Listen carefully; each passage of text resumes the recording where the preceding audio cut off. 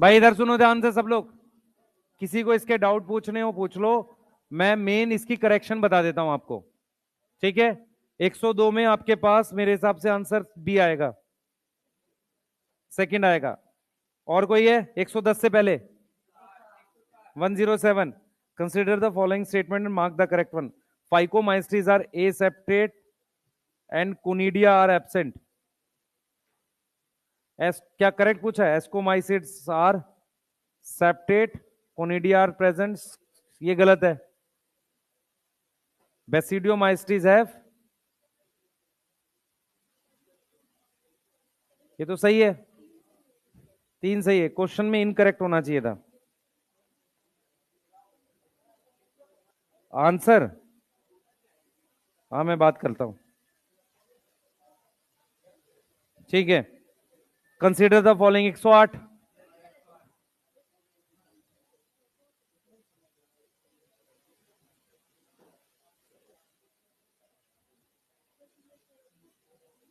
Sac fungi, aspergillus, उसके बाद फाइकोमाइस्ट्रीज में एल्ब्यूगो, दोनों ठीक है, ए और सी। नहीं, ए और सी। हाँ बोनस क्यों? जिसने से ए लगाया उसको मिल जाएगा, सी लगाया मिल जाएगा। हाँ ठीक है। एक क्या चीज है पूछना है, तो वही तो बता रहा हूं। बैच 4 में था, उसका कुछ डाउट है वो अलग से पूछो ना, पहले इसको कर लेते हैं, ठीक है। परेशान मत हो भाई। 110 से पहले कुछ पूछना है किसी को? 101 से 110 के बीच में कुछ पूछना है? 111। तुम पास बैठो थोड़ा, पीटे तुम्हें हम। 111 में क्या दिक्कत है? पैरामीशियम सी का फोर्थ है, सी का फोर्थ 2 में है। ए का क्या आएगा? अमीबा। ए का थर्ड आएगा, सी आंसर है इसका। क्या बी दिया है? ठीक है।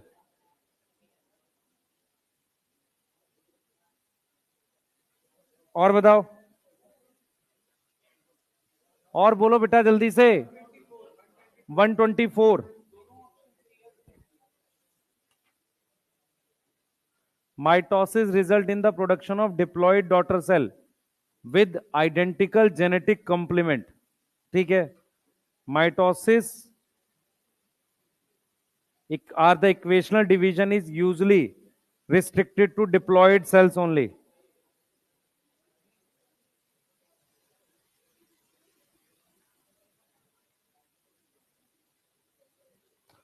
मेरे हिसाब से देखो क्या है ना, अगर इसको चाहो ठीक करना तो बी मार्क कर लो, ज्यादा ठीक है। हाँ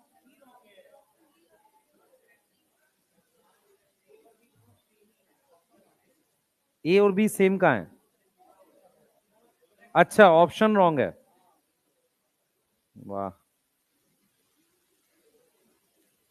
चलो मैं एक बार लिख लेता हूं, और कोई अपने बता दो फिर मैं ठीक करा दूंगा। 135, वो मैं अपने आप देख लूंगा ना। 135 बोलो। During prophase 1 the bivalent are arrange on equatorial plate. Prophase 1 गलत है ये तो। हाँ, ड्यूरिंग एनाफेज 1 सिस्टर क्रोमेटिड, दोनों डी आंसर है इसका। डी आंसर है इसका, नहीं डी आंसर है। और कोई? 150, बस इतना ही क्वेश्चन में गड़बड़ है? तुम तो कह रहे बहुत सारे गलत है। एक्टोकार्पस है फीचर 150। हेप्लोडिप्लॉन्टिक एंड नॉन मोटाइल गलत है, डिप्लॉन्टिक गलत है। जूस्पोर डी आंसर है, डी आंसर होगा। मैं एक बार रिपीट कर देता हूं, जो बच्चे जिनको डाउट पूछ रहे हैं, 1 मिनट रुक जाओ बच्चे, 1 मिनट रुक जाओ, बता रहा हूं। थोड़ा सा मुझे क्योंकि करेक्शन करानी पड़ेगी इसलिए कह रहा हूं। भाई आप लोग भी हो क्लास में? कोई क्वेश्चन है? टेस्ट दिया था? किसने नहीं दिया टेस्ट? कौन कौन है जिसने टेस्ट नहीं दिया? अपने आप बता दो। क्यों नहीं दिया भाई? बुखार था? कितने दिन से? 3 दिन। टेस्ट देना भाई। और कौन है जिसने टेस्ट नहीं दिया? बच्चे आपको एक चीज समझ में आ रही है? मेरी बात सुनो, ईमानदारी की बात सुनो सारे। बेटा क्या कर रही है? फोटो क्यों खींच रही है? सुन ही नहीं रहे तुम लोग मेरी बात बिल्कुल भी। आपको क्लास की स्ट्रेंथ से आइडिया लग रहा है कि धीरे धीरे लोग छोड़ रहे हैं अब? उनको उनको समझ में आ रहा नहीं होगा इस साल। मैं बार बार बोल रहा हूं, एकदम क्लियर रहो। इस बार जो दशहरे का, सुन लो ध्यान से, कोई बात नहीं करो। इस बार जो दशहरे वाला वीक है, उस वाले वीक में दशहरे वाले दिन या उसके नेक्स्ट दिन सैटरडे या संडे एक पेपर आएगा। 3 चैप्टर होंगे, मॉर्फोलॉजी, प्लांट किंगडम और बायोलॉजिकल। ये तीनों चैप्टर तैयार करो, क्योंकि सेल साइकिल सेल कई बार हो चुका है। इन तीनों में गड़बड़ रहेगी, पेपर में दिक्कत होगी। तीनों के मिला के 10 क्वेश्चन आएंगे नीट में। समझ में आ गई है? 200 क्वेश्चन का पेपर बना के दूंगा, सॉल्व करेंगे उसे। पीडीएफ आ जाएगी आपके टेलीग्राम चैनल पे। अपनी ओएमआर लो, यूज करो, जो भी आप यूज करते हो उसमें भरो और उसको सॉल्व कर लो, आंसर की मैच कर लेना। समझ में आ रहा है? मैं एमडी सर से बात कर लूंगा। Most probably complete human physio, सही है, या 3 या 4 चैप्टर ह्यूमन फिजियो के भी जो लेटेस्ट हुए हैं, उनका मैं टेस्ट आपको दशहरे का वाले के आसपास अरेंज करवा दूंगा। आप ये टाइम वेस्ट मत करो। उसके बाद दिवाली के अराउंड आपके कंप्लीट 11th की बॉटनी के 1-2 टेस्ट में बना दूंगा, और सेम कंप्लीट जूलॉजी के आपके करवा दूंगा मैं। ठीक है? बॉटनी के चांसेस हैं कि मान लो 1 आध चैप्टर नहीं हो रहेगा, जितना हो जाएगा 80% 90% 11th जो खत्म हो जाएगी उसका कंप्लीट टेस्ट करा देंगे। दिवाली छठ वाला जो वीक है ना, उसकी बात मैं कर रहा हूं। तो अभी आप नहीं पढ़ोगे, दिक्कत फंस जाएगी। सेम फिजिक्स केमिस्ट्री के लिए भी हमारी बात हो रही है, सर से ही बात हो रही है। वो आपको फिजिक्स के कुछ सेट बना के दे देंगे, अभी दशहरे पे दे देंगे। उसके बाद उन्होंने बोला है कि दिवाली के आसपास आपको कुछ सेट दे देंगे क्वेश्चंस के, उनको आप बनाओ। क्लियर है? ये चीज समझ में आ रही है? आप समझ नहीं रहे हो। अगर आपने 11th नहीं, बेटा क्यों नहीं सुन रहे हैं ध्यान से सारे बच्चे? अगर 11th आपने 80-90% नहीं खत्म करी दिवाली छठ तक, आपका नहीं होगा सिलेक्शन। और आप में से बहुत सारे बच्चे ऐसे भी हैं जिनका पहला ड्रॉप है। वो सोच रहे होंगे कि यार चलो हम 500 ले आते हैं, 450, 550, 600 ले आते हैं, अगले साल फिर देख लेंगे। वो और खराब सिचुएशन है। ये जो अगले साल देखने वाली बात होती है, ये कभी नहीं होता है। सबसे सही सिचुएशन ये है, पूरी जान लगाओ। ये जो मंथ है, ये आपकी लाइफ का सबसे इंपॉर्टेंट मंथ रहेगा, अक्टूबर नवंबर। रीजन बताता हूं क्यों। यहां पर अगर आप पिछड़ गए, 11th नहीं कर पाए, तो नहीं होगा सिलेक्शन। यहां पर 11th पूरी करो, अपनी जितनी मैक्सिमम कर सकते हो। रिवीजन करना है, बैकलॉग पूरा करना है, क्वेश्चंस नहीं बनाए, ये सारे काम आपको करने हैं। नहीं कर रहे हो, आप अपना नुकसान कर रहे हो, क्योंकि इसके बाद चीज हाथ से निकल गई, फिर आपके हाथ में नहीं है। क्योंकि उसके बाद 12th चलेगी, बहुत तेज चलती है 12th। 12th हमेशा से तेज चलती है, कोई ऐसा थोड़ी यहां कोई रॉकेट साइंस पढ़ा रहे होंगे। 12th सब जगह एक पेज से चलती है। वहां 12th पकड़ोगे कि 11th कहां से आएगी? अभी सब लोग लगे हैं फेस्टिवल में, घूम रहे हैं शाम में, इधर उधर टाइम पास करते रहते हैं। उन्हें लग रहा है अभी टाइम है, नहीं टाइम है। ये 7 महीने दिख रहे हैं। एग्जैक्टली बताता हूं, ये 1 से 1.5 महीना 11th खत्म, 2-3 महीने 12th खत्म, फिर रिवीजन। नहीं होगा नहीं तो। और रिवीजन में भी आप जितने ज्यादा टेस्ट दे पाओ। आपकी वो दिक्कतें भी तो अभी सामने नहीं आई, जिसमें टाइम मैनेजमेंट नहीं है आपके पास। अभी वो सब प्रॉब्लम पे कब काम करोगे? जिसमें फुल सिलेबस का पेपर है, डाटा याद नहीं आ रहा, टाइम मैनेज नहीं हो रहा, फिजिक्स केमिस्ट्री और बायो, आपको पेपर ही पूरा नहीं आता बहुत सारे लोगों को। तो अभी आपको पता नहीं चल रहा है। जब पेपर पूरा आता होगा तब टाइम मैनेजमेंट की प्रॉब्लम आती है। मेरी बात समझ में आ रही है? 2-4 क्वेश्चन 10 क्वेश्चन नहीं आते तो टाइम पूरा पड़ रहा है आपको। दूसरा, पेपर का लेवल अभी कई बार किसी का वीक है, आसान है, किसी का मुश्किल है। जब प्रॉपर AITS टाइप के टेस्ट देने चालू करोगे, वहां से लेवल जज होना स्टार्ट होगा। आप में से मैं सही बता रहा हूं, अभी तक मैं किसी को नहीं देख रहा, एक भी बच्चे को नहीं देख सकते सिलेक्ट हो रहे नहीं हो रहे। रियल दिखना कहां से स्टार्ट होता है मैं बता देता हूं। 11th के जब हम कंप्लीट टेस्ट लेना चालू करेंगे वहां से, और जब 12th का सिलेबस खत्म हो रहा होगा, उसके साथ 11th के अगर कुछ टेस्ट चल रहे होंगे और वो आप टेस्ट छोड़ रहे होंगे, जो टेस्ट छोड़ रहा होगा उस वक्त जब 12th चल रही होगी, 11th के हो रहे होंगे, तो समझ लो वो नहीं कर पा रहा है। क्योंकि जब 12th चलेगी तो 11th बिल्कुल छोड़ दें, कुछ टेस्ट करा दें, कराने चाहिए कुछ ना कुछ टेस्ट। नहीं, अब वो रिवाइज कैसे करोगे? आप समझो आप किस पर्पस के लिए आए हो। 5-7 महीने का ही टाइम बचा है, सीरियस रहो, पढ़ाई करो। कोई भी पेपर में क्वेश्चन है, आप सिर्फ क्या बताया करो, सर इसका एरर बता दो, एरर बता देंगे। ठीक है? टाइपिंग एरर हो सकता है, या जिस टीचर ने चेक किया शायद क्रॉस चेक नहीं करी आंसर की, वो कर सकते हैं। ठीक है, ये कर सकते हैं, तो इससे आपके मार्क्स रियल पता चल जाएंगे। उसके अलावा जो असाइनमेंट दे दिया, जैसे मॉर्फो दे दिया, अब मॉर्फो बना लो, उसमें कुछ है नहीं, रूट स्टेम लीफ आसान टॉपिक है, ये तो आपको पहले भी आते थे थोड़े से। जो प्रॉब्लम थी मेन किसमें थी, फ्लावर वाले पार्ट में, वो करा दिया आपको सही से। मेरी बात समझ में आ रही है मैं क्या बोलना चाह रहा हूं?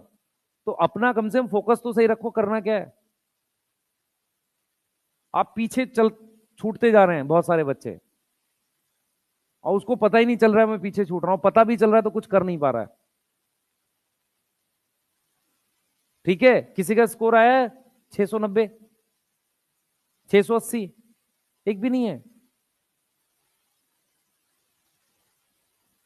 650, कितने लोग हो गए हैं, एक और, एक ही है, 640, 630 के ऊपर कितने लोग हैं, 620, 600 के ऊपर,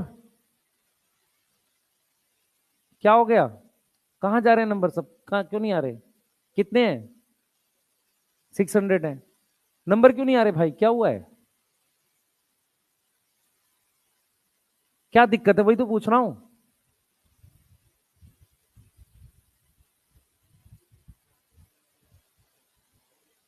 क्यों गलत हुआ, अब कंबाइन हुआ ना पेपर, ये ऐसे ही तो आएगा कंबाइन, इसको सीरियस क्यों नहीं ले रहे हो तुम लोग,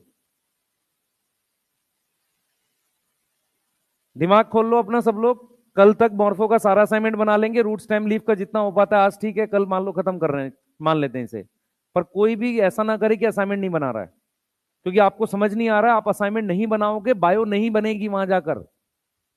दिक्कत मैं बताता हूं क्या होता है, आपकी फिजिक्स केमिस्ट्री वीक रह गई, मान लो आपने बहुत मेहनत कर ली, आपको टाइम कौन बचा के देगा, बायो बचा के देगा, उसके अच्छे क्वेश्चंस आपको बनाए हुए होने चाहिए पहले से। मेरी बात समझ में आ रही है, नहीं तो फंस जाओगे वहां पर, बिल्कुल ब्लॉक हो जाएगा सारा। 1% भी आप में से यदि कोई सोचता है कि साल शायद ना हो, पर शायद में भी तो 550, पौने 600, 600 तो लाओ, ताकि आप ये श्योर हो कि मैं दोबारा भी बैठूंगा तो मैं बहुत कुछ कर जाऊंगा। बिना श्योरिटी के मान लो जिसके 300 आ जाए इस साल, अब वो क्या करेगा, उसको पता ही नहीं ड्रॉप करना चाहिए नहीं करना चाहिए फिर से। यही तो मैं समझाने की कोशिश कर रहा हूं आप लोगों को। आप लोग क्या कर रहे हो, पढ़ नहीं रहे हो ठीक से, बहुत सारे बच्चे टाइम पास कर रहे हैं, परेशान है, लाइब्रेरी चाहिए, ये चाहिए, वो चाहिए, क्या चाहिए भाई तुम्हें। बच्चे टीचर का एक अपना रोल है, मैक्सिमम रोल आपका है, आप अपनी प्रॉब्लम्स इतनी बढ़ा के रखते हो लाइफ में, इतनी जरूरतें, इतना सब कुछ, ये चाहिए वो चाहिए, मत करो ये सब। मेरी बात समझ में आ रही है? तुम्हें यही नहीं पता तुम्हें बायो के डाउट्स पूछने भी कि नहीं पूछने, तुम्हें ज्यादा डाउट फिजिक्स केमिस्ट्री, बायो में क्यों डाउट हो रहे हैं तुम्हें? यदि बायो में भी डाउट हो रहे हैं तो खराब सिचुएशन है बहुत, मैं रियल बता रहा हूं, क्योंकि ऐसा तो हम कुछ पढ़ा नहीं रहे जो बहुत मुश्किल टॉपिक्स हैं, अभी तो आए नहीं मुश्किल, डाउट आएगा जेनेटिक्स में या प्लांट फिजियो में, इसी में आना चाहिए। कुछ समझदार बच्चे बैठे रहते हैं 2-2 घंटे बायो के डाउट भी पूछ रहे हैं, पता नहीं क्या पूछना उन्हें। बायो के डाउट में क्या हो सकता है, आप ये सोच रहे हो, इसकी जगह ये हो सकता है। अगर टॉपिक में डाउट है तो टॉपिक देखना पड़ेगा, समझ आ रहा है? ठीक है, आपको पता ही नहीं कि क्या करना है, आपको पता है मंडे बायो पूछूंगा, ट्यूसडे फिजिक्स पूछूंगा, क्यों पूछना भाई, जो वीक है उसे ठीक करना। अपने सारे असाइनमेंट बना लो जो भी हैं आपके पास, नहीं फंस जाओगे लास्ट में जाके, बोल रहा हूं। इस दशहरे वाले उस वीक में 200 क्वेश्चन का टेस्ट होगा, उसकी मैं वीडियो सोल्यूशन दे दूंगा आपको। मॉर्फो, ठीक है, प्लांट किंगडम, बायोलॉजिकल, ये मुश्किल चैप्टर्स काउंट होते हैं, इनके क्वेश्चन अक्सर गलत हो जाते हैं। सेल साइकिल, सेल गलत नहीं होता, पेपर आसान आता है उसका, सेल का कोई मुश्किल क्वेश्चन आता ही नहीं है कभी, इजी क्वेश्चन आता है। सेल साइकिल पे भी मुश्किल क्वेश्चन तब आएगा जब वो जी नॉट वगैरह के कुछ घुमा के पूछे, या प्लॉइडी पूछ दे आपसे, 2N2C वो सब, नहीं तो डायरेक्ट पूछता है डायकाइनेसिस में क्या हो गया, डिप्लोटिन में, वो उसको क्यों भूल रहे हो, वो तो कुछ है ही नहीं उसमें। मेरी बात समझ में आ रही है, क्लियर है? प्लांट फिजियो बन सकता है अच्छा क्वेश्चन, और फोटोसिंथेसिस खासकर, क्लियर। और रेस्पिरेशन ठीक क्वेश्चन बन सकता है, और रेस्पिरेशन फोटोसिंथेसिस के क्वेश्चन मुश्किल कब बनेंगे, जब उसमें वो थोड़ी सी केमिस्ट्री इंवॉल्व कर दे, ऑक्सीडेशन रिडक्शन, जैसे ही वो लिखता है तुमको दिमाग खराब हो जाता है, तो फिर केमिस्ट्री क्या पढ़ते हो तुम लोग। मेरी बात समझ आ रही है मैं क्या एग्जैक्टली बोलना चाह रहा हूं? अपना समय जो है वो ठीक इन्वेस्ट करो, नहीं तो खराब हो जाएगा सारा। अक्टूबर अच्छे से डील करो, बायो पूरी प्रॉपर कर लो, फिजिक्स केमिस्ट्री के बैकलॉग कर लो, और छठ वाले टाइम तक जितना सिलेबस हो जाए 80-90%, 11th वो आपको आनी चाहिए। कोई फेस्टिवल घर चले जाओ, ज्यादा क्या हो गया, घर वालों से नहीं मिले एक दो मतलब महीना 3 महीना, ऐसा क्या हो गया, बचपन से साथ तो रहे थे। ऐसा कोई पेरेंट थोड़ी कुछ कह रहा है कि नहीं मेरे पास ही बैठ, 2 मिनट बैठ जाओ उनके पास। समय साइड जाके निकालो पढ़ाई का, नहीं तो नहीं होगा। पूरा पूरा वीक वेस्ट करते हैं आप लोग। फिर छठ के बाद जैसे ही लौट के आओगे पूरा दिमाग ब्लॉक रहेगा, कुछ नहीं पढ़ा जाएगा, हैबिट खत्म हो जाएगी। पढ़ाई की हैबिट बहुत मुश्किल से बनती है, वो भी खत्म करके आओगे। वो सब ना करना। और वो भी ना करना कि मान लो अकेले रुके हुए हैं। मैं बताता हूं सबसे बड़ी दिक्कत क्या होती है। अकेले रुके हुए हैं, सब चला गया है, और पढ़ भी नहीं रहे हैं, और फील कर रहे हैं मैंने सेक्रीफाइस किया है। मेरी बात समझ में आई? ये सबसे खराब होता है। बच्चा फील करता है, मैं जैसे मान लो सब दोस्त घूमने जा रहा है, रुक गया है और सोच रहा है वो क्या कर रहा होगा, और पढ़ भी नहीं रहा है। समझ रहे हो? वो सबसे खराब है। इससे अच्छा चले जाओ, उसमें से जल्दी आके कुछ टाइम बचाओ। मैं आपको एग्जैक्ट बता रहा हूं, ये चीजें खराब है बेटा, ये बहुत खराब है, आप समझ नहीं रहे। अब इसमें से कोई क्वेश्चन था 149 के अलावा, बताओ हमें। आपको जब भी कोई पेपर में गड़बड़ दिखे, हमें सिर्फ ये बता दो, ये आंसर की क्रॉस चेक कर दो सर। 149 है, क्या है बेटा 149 में? टेरिस नॉट है। टेरिस क्या है? ट्राइडोफाइट। हेट्रोस्पोरस होता है, होमोस्पोरस होता है? होमोस्पोरस होता है। हाँ, प्रोथैलस होगा। ठीक है, फिर स्टिल गलत कहां है फिर? ये नॉट बोला है ना उसने। आंसर की में क्या है? हाँ, 1 मिनट रुकिए, क्वेश्चन गड़बड़ है। वास्कुलर स्पोरोफाइट होता है, होमोस्पोरस होता है। मैक्रोफिल भी नहीं होगी टेरिस में। मैक्रोफिल तो होगी हेट्रोस्पोरस में, मैक्रो माइक्रोफिल किस में होगी? हेट्रोस्पोरस में। ये तो होमोस्पोरस है। यस, अच्छा मैक्रोफिल, ठीक है। तो आंसर सी लगा देना, क्या हो गया? सी है, 149 का सी है। क्या दे रखा है? ठीक है। और कोई क्वेश्चन किसी का डाउट है? डाउट पूछ लो बेटा। नहीं पूछोगे? पेपर लाए नहीं हो तुम लोग? शाबाश। तुम लोग क्लास है आज, लेके आना चाहिए था। 102। मैं एक बार रिपीट कर देता हूं, 102 का सेकंड आंसर है बी। 107 में बोनस करना पड़ेगा, इनकरेक्ट चाहिए था वहां पे। 108 में ए और सी है। 111 का करेक्ट ऑप्शन सी है। और बताओ। 112, 129, plastid are present in plant cell, सही है। Ribosomes is made up of protein and rRNA, सही है। लिपिड बाइलेयर प्रेजेंट होती है आरईआर में। क्या पूछा है इसमें? इनकरेक्ट पूछा है। अच्छा, एब्सेंट है, सी आएगा 109 129 का। लिपिड बाइलेयर तो सब में ही होती है। हाँ, और क्या? और कोई? 107 बता तो दिया बेटा। 107 का करेक्ट इनकरेक्ट है, इसमें इनकरेक्ट लिखा होना चाहिए था। बोनस कर देंगे इसको, ठीक है। और बोलो, सीरियस हो जाओ भाई, नहीं तो कुछ होगा नहीं, मैं पहले बता रहा हूं। आप लोग मल्टीपल ड्रॉप्स करोगे, उससे कुछ हाथ नहीं लगेगा। ड्रॉप लगते हैं एक दो, ऐसा बात नहीं है, 2-3 भी लग जाते हैं, पर कुछ इंप्रूवमेंट आनी चाहिए। हेडिंग डालो रूट। कुछ था और भी? पूछ लो भाई। अच्छा, मॉर्फो का असाइनमेंट के जो डाउट्स हैं आप वहां से देख लेना वीडियो सोल्यूशन में से, उसके बाद भी हो कल पूछ लो, ठीक है। पता है कहां से देखना है? हाँ, वाईटी पर एक प्लेलिस्ट है पूरी डोपा प्राइम की, जो जो चैप्टर का दिया उसका बता दिया आपको। करें आगे? कुछ पूछना है किसी को? कुछ नहीं पूछना? बोल भाई। 124 वो भी पूछ सकता, तू भी पूछ सकता भाई। जिस दिन डांट दो तुम्हें, तुम कोई कुछ नहीं पूछता बेटा। ओनली की ओनली जो है ना, वो उसने क्या है, आधी स्टेटमेंट लिख दी है, डिप्लॉयड सेल्स ओनली। ये आधी स्टेटमेंट लिख दी है वैसे तो। इसका आंसर में रीजन गलत भी कर सकते थे, पर बी ज्यादा ठीक है। सी दे दे इसमें, इसमें बी दिया होगा ना। अच्छा, ऑप्शन सेम रॉन्ग है, हाँ उसको कराते हैं, कुछ कुछ कराते हैं उसमें, ठीक है। हेडिंग डालो, बेसिक फीचर पढ़ते हैं भाई। सुनो ध्यान से, रूट स्टेम लीफ थोड़ा सा फास्ट पढ़ेंगे ताकि, क्योंकि इससे ज्यादा कुछ आता नहीं है, ठीक है। सबसे पहले रूट के लिए फटाफट से, हमारे पास ये सीड है, ये रेडिकल है, ये प्लूम्यूल है। तो रेडिकल हमारे पास क्या बनाती है, रूट बनाती है। तो हेडिंग डालो, रूट के बेसिक फीचर पढ़ रहे हैं, जल्दी से हेडिंग डालो बेटा, रूट के बेसिक फीचर पढ़ रहे हैं।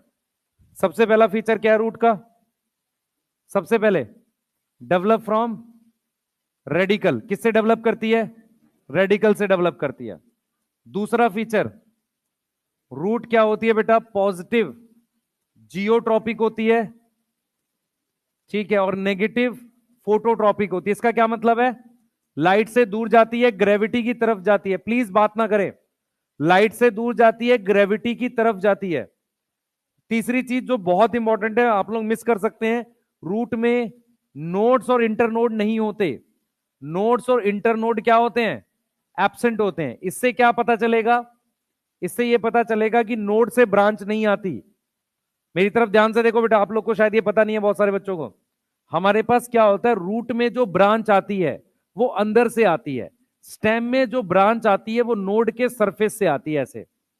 तो रूट की जो ब्रांच है वो अंदर से आती है। जब एनाटॉमी पढ़ोगे तो वहां पर पढ़ाया जाएगा, एक लेयर होती है पेरिसाइकिल, उससे बनती है। तो रूट की जो ब्रांच है वो एंडोजीनस है। कैसी है, एंडोजीनस है। किससे बनती है, पेरिसाइकिल से। तो रूट ब्रांच एंडोजीनस है, रूट ब्रांच क्या है, एंडोजीनस है, यस। और हमारे पास इसमें क्लोरोफिल एब्सेंट होता है, यस, सीधे लिख दो, क्लोरोप्लास्ट एब्सेंट है।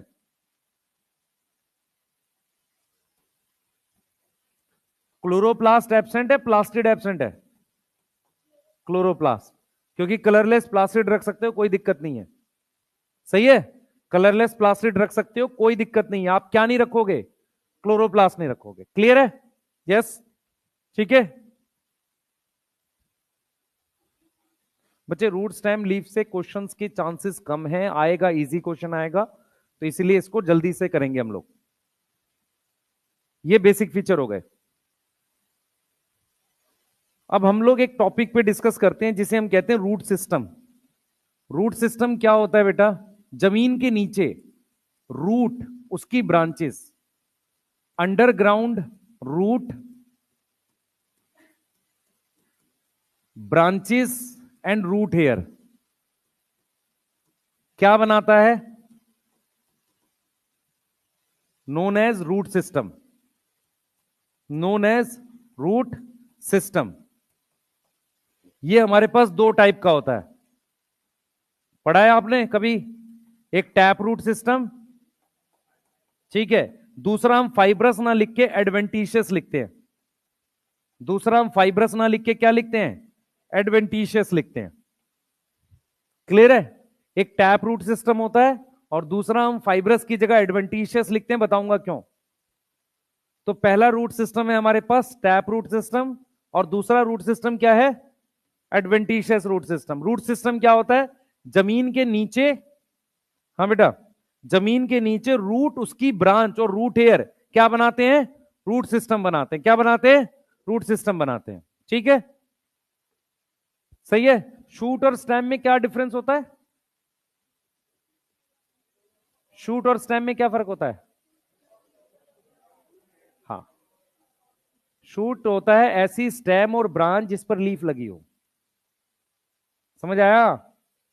ऐसी स्टेम और ब्रांच जिस पर लीफ लगी हो उसे क्या बोलते हैं, शूट बोलते हैं। शूट का रियल मीनिंग है कि जमीन के ऊपर की वो ब्रांच और स्टेम्स जिन पे क्या लगी हो, लीफ लगी हो, उसे शूट सिस्टम बोलते हैं। फिर सिस्टम मतलब सारी चीजें आ जाएंगी, ठीक है, क्लियर है, हाँ भाई, लिख लिया। सबसे पहले टैप रूट सिस्टम के बारे में बात करते हैं।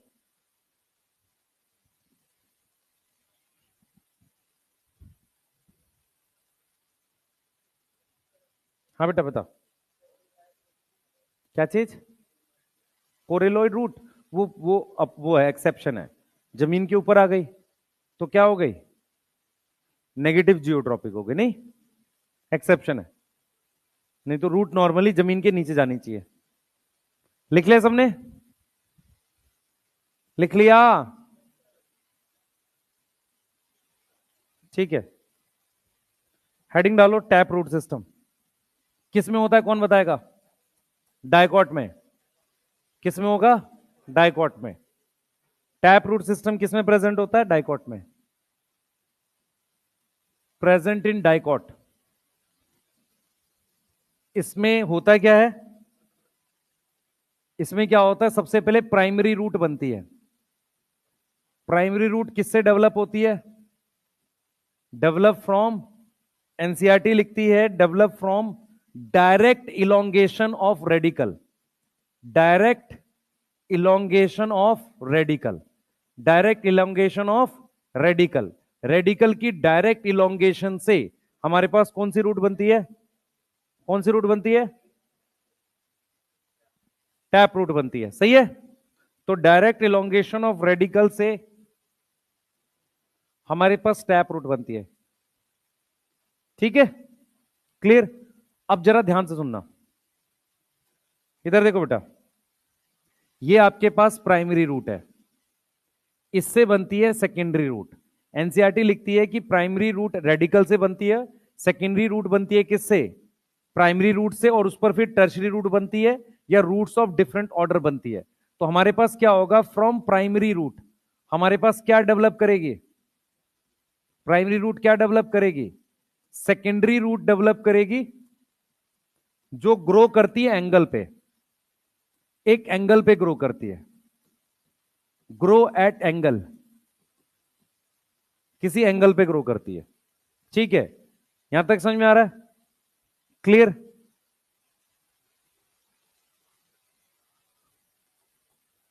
जल्दी लिख लो बेटा।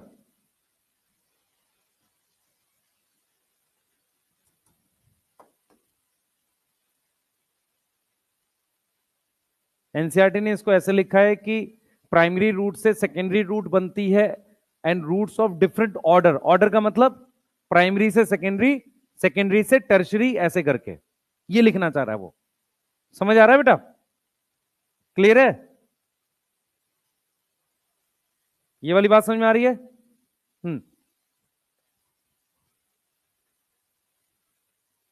लिख लिया? जल्दी करो बेटा, एडवेंटिशियस बताना है। इससे पिछले ईयर्स में सिर्फ एक क्वेश्चन आया था कि फाइब्रस रूट की डेफिनेशन पूछा था उसने, 2021-22 का क्वेश्चन है।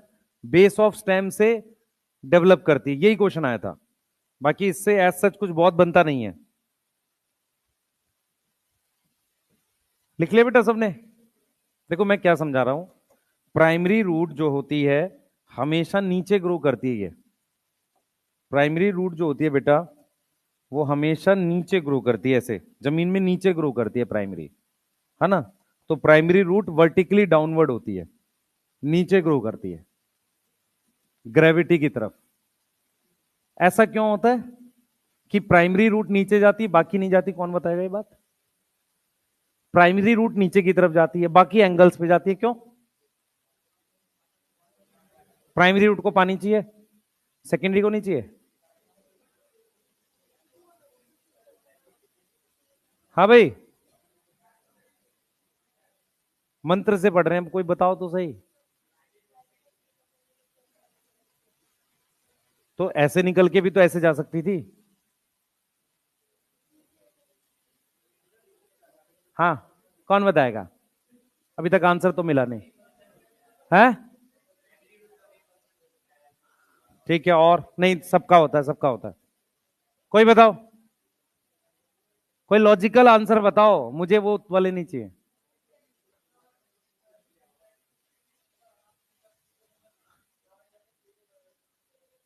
बहुत बढ़िया, और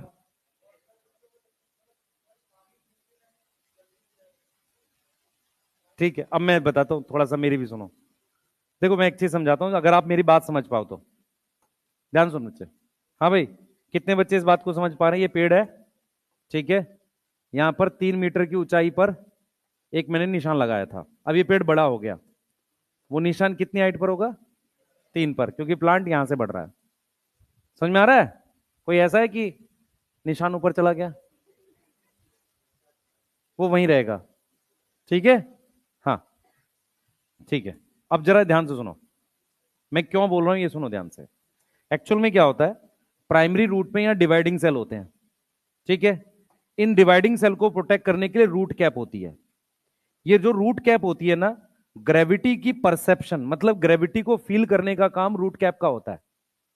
अब जरा ध्यान से सुनेंगे, इसके डिवाइडिंग सेल अंदर होते हैं यहां, तो ये ऐसे बढ़ती है।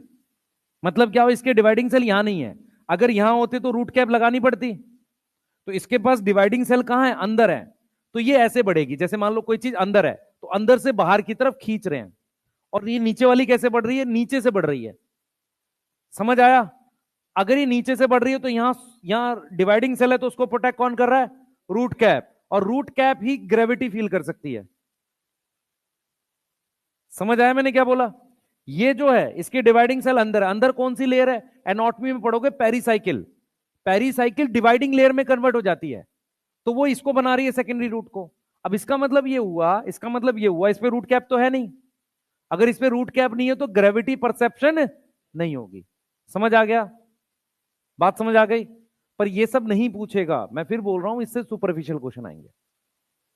ठीक है, इसीलिए हम इसको अब उतना डिटेल में डील करते ही नहीं है।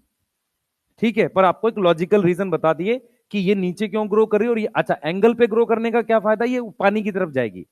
वो सारी चीजें ठीक है, फैलेगी तो ज्यादा पानी मिलेगा, एरिया उसको ज्यादा कनेक्ट होगा, वो ठीक है। रूट एयर सब पे बनती है। रूट एयर पहले इस पे बनती है, फिर उसके बाद इन पे बनती है, फिर टर्शरी पे बनेगा। रूट एयर सब पे बनते हैं, सही है, क्योंकि रूट एयर का सिर्फ काम क्या है? पानी एब्जॉर्ब करना ना। यहां तक समझ में आ गया? चले आगे, आइए बात करते हैं एडवेंटिशियस रूट सिस्टम की। ये क्या होता है एडवेंटिशियस? क्या डेफिनेशन है इसकी? एडवेंटिशियस रूट सिस्टम की क्या डेफिनेशन है, कौन बताएगा? रेडिकल से डेवलप नहीं करती। हम क्या लिखेंगे? हम लिखेंगे अदर देन रेडिकल। हम क्या लिखेंगे? Other than radical. Other than radical. ध्यान से सुने जो बच्चे समझ पाए मेरी बात को। मैं यहां पर कुछ रूट्स बना रहा हूं, ध्यान से देखना। इसके एग्जाम्पल्स पे आते हैं हम लोग। बोर्ड पे ध्यान दो सारे। ये बरगद का पेड़ है, ठीक है। इस पर ये रूट ब्रांच से आ रही है। ये चीज क्या है? ब्रांच। ब्रांच से क्या आ रही है? ये रूट आ रही है। तो ये कौन सी रूट है? एडवेंटिशियस। ये वाली बात समझ में आ गई? ठीक है, उसके अलावा ये आ जाओ, ये मेरे पास वीट का प्लांट है।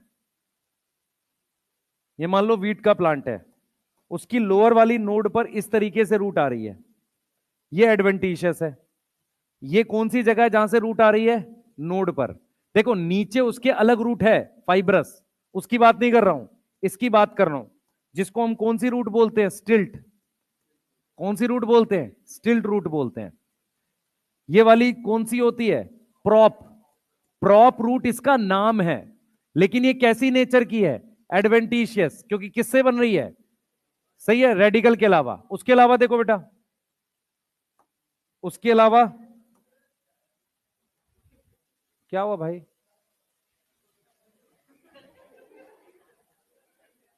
क्या कर रहे हो आप लोग?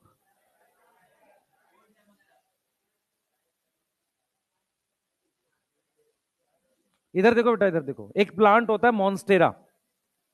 मॉन्स्टेरा, उस प्लांट को पानी में रख देते हैं, उसकी स्टेम से रूट निकल आती है ऐसे।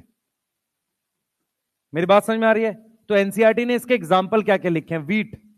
वीट में कौन सी रूट है? ये स्टिल्ट है, यस। बेनियन। बेनियन में कौन सी है? प्रॉप। और मॉन्स्टेरा। मॉन्स्टेरा में जो रूट है वो कहां से आ रही है? From stem. यहां तक समझ में आ गया? इसको हम कौन सी रूट कह रहे हैं? एडवेंटिशियस रूट सिस्टम कह रहे हैं। तो एडवेंटिशियस रूट सिस्टम का मतलब है वो कहां से आएगी? Other than radical. Other than radical का मतलब ब्रांच हो सकता है, नोड हो सकता है, स्टेम हो सकता है। मेरी बात समझ में आ रही है? अब इसी की टाइप है एक फाइब्रस रूट। फाइब्रस रूट क्या होती है बेटा? फाइब्रस रूट क्या होती है? ऐसे आती है, इधर देखेंगे सारे बच्चे। गेहूं वगैरह की स्टेम में, ये गेहूं की स्टेम है, उस पर इस तरीके से नोड होती है, आपने देखी होगी, नोड बन सकती है, यहां नीचे ऐसी आती है। इसमें से एक रूट थी, ये प्राइमरी थी। तो फाइब्रस रूट क्या होती है? सबसे पहले कहां से डेवलप करती है? Develop from base of stem. कहां से आई? Base of stem. यही 2021 का क्वेश्चन था या 22 का था शायद। दूसरे, इसमें प्राइमरी रूट है तो, पर इनसिग्निफिकेंट है। ये प्राइमरी है, इसकी कोई वैल्यू नहीं है। तो प्राइमरी रूट कैसी है? शॉर्ट लिव्ड लिख लो, या तो बहुत कम समय के लिए जिंदा थी, या इनसिग्निफिकेंट है। मेरी बात समझ में आ रही है? बोलो। ठीक है, अब इसका एग्जाम्पल क्या है? गेहूं ले लो, ग्रास की फैमिली, बेसिकली क्या? ग्रास की फैमिली। क्योंकि ग्रास की फैमिली कौन सी होती है? पोएसी मोनोकोट है।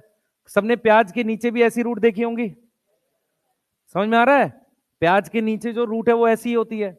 तो मैं फिर रिपीट कर रहा हूं, एडवेंटिशियस का मतलब होता है अदर देन रेडिकल। वो ब्रांच हो सकती है, नोड हो सकती है, और स्टेम हो सकती है। एक प्लांट है मॉन्स्टेरा, उसकी स्टेम, उसको पानी में भिगो देते हैं, तो स्टेम से क्या निकल आती है? रूट निकल आती है। तो वो कौन सी रूट हो गई? एडवेंटिशियस। सही है, रेडिकल के अलावा। ये बात क्लियर है? अब हम यहां पर क्या बोल रहे हैं? फाइब्रस रूट किसका टाइप है? एडवेंटिशियस का ही है। क्योंकि किससे आ रहा है? बेस ऑफ स्टेम से। डेफिनेशन में फिट हो रहा है भाई, डेफिनेशन में तो फिट हो रहा है ना। तो फाइब्रस रूट अलग से पढ़ाई जाती है, स्टिल वो किसका पार्ट है? एडवेंटिशियस का। क्लियर है? वीट में दो तरह की रूट होती है। बरगद में कौन सी रूट होती है? और कोई रूट नहीं होती? टैप रूट तो होगी। टैप और स्टिल्ट दो हो गई।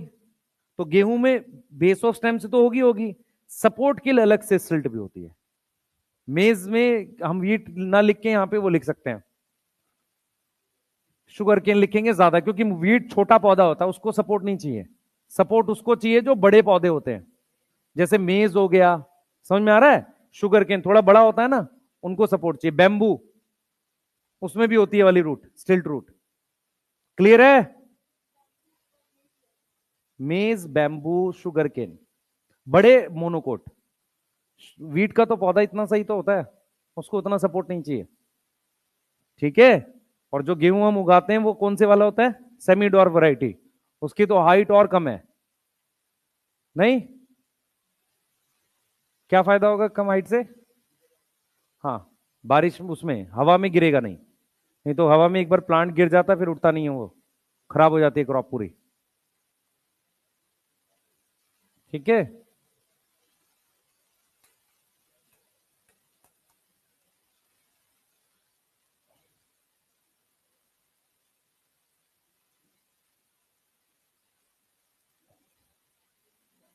है, स्टिल्ट इसको कहते हैं, ये जो शुगर केन के कॉर्नर पे आती है ना, ये वाला, ये स्टिल्ट है। ये ब्रायोफाइलन में भी रूट होती है, वो उसके उस नोड पर, उस पे होती है, लीफ मार्जिन पे। लीफ मार्जिन पे, अदर देन रेडिकल पे लिख रहे हैं। तेरी एनसीईआरटी ने ये सब लिखा है, क्या नाम है, शुगर केन, बैनियन, मॉन्स्टेरा, ऐसे एग्जाम्पल लिखने की कोशिश करिए। ठीक है? रोल क्या है रूट का? रोल बताओ जरा देखें। रोल ऑफ रूट, सबसे पहले एंकरेज। एंकरेज क्या होता है? सपोर्ट दे रहा है। दूसरा, absorption of water and mineral. आप मिनरल किसकी फॉर्म में? आयंस की फॉर्म में, या कोई और फॉर्म भी है? Ions. Organic, inorganic? Inorganic. Root कभी भी ऑर्गेनिक चीज एब्जॉर्ब नहीं कर सकती, हमेशा क्या होगा? इनऑर्गेनिक होगा। ठीक है? तीसरा, रूट ट्रांसपोर्ट भी करती है, उसमें जाइलम फ्लोएम होता है। तो ट्रांसपोर्ट ऑफ क्या? Of water, mineral and food. यहां मैंने फूड एब्जॉर्ब ऐड कर दिया, क्यों? क्योंकि फ्लोएम होता है रूट में, खाना ऊपर से नीचे आएगा ना। तो जब एब्जॉर्प्शन की बारी आएगी तो वाटर मिनरल लिख रहे हैं, ट्रांसपोर्ट की बारी आएगी तो क्या लिख रहे हैं? वाटर मिनरल और फूड लिख रहे हैं, क्योंकि जाइलम फ्लोएम दोनों होता है रूट में, जाइलम फ्लोएम दोनों होता है। और क्या करेगा रूट? सपोर्ट, इसके अलावा हॉर्मोन्स बनाएगा। क्या बनाएगा? हॉर्मोन्स। तो synthesis of plant growth hormone. अब कौन से वाले बनाता है? मेनली ऑक्सिन बना सकता है, ठीक है, साइटोकाइनिन भी बना सकता है, क्योंकि डिवाइडिंग सेल्स है ना रूट के पास, तो ऑक्सिन साइटोकाइनिन कंपलसरी बनाएगा। ऑक्सिन और साइटोकाइनिन क्या है? जरूर बनाएगा, ठीक है, नोट करो जल्दी से। हाँ बेटा बोल। ट्रांसपोर्ट हार्मोन का रूट जाइलम वाइलम के थ्रू कर लेता है अगर लॉन्ग डिस्टेंस करना है। एज सच एक्चुअल में क्या होता है, हार्मोन्स जो होते हैं ना वहीं यूज हो जाते हैं आसपास में, ठीक है, तो डिफ्यूजन से ही काम चल जाता है। अगर लॉन्ग डिस्टेंस करना पड़ेगा तो जाइलम फ्लोएम से कर देंगे, ठीक है।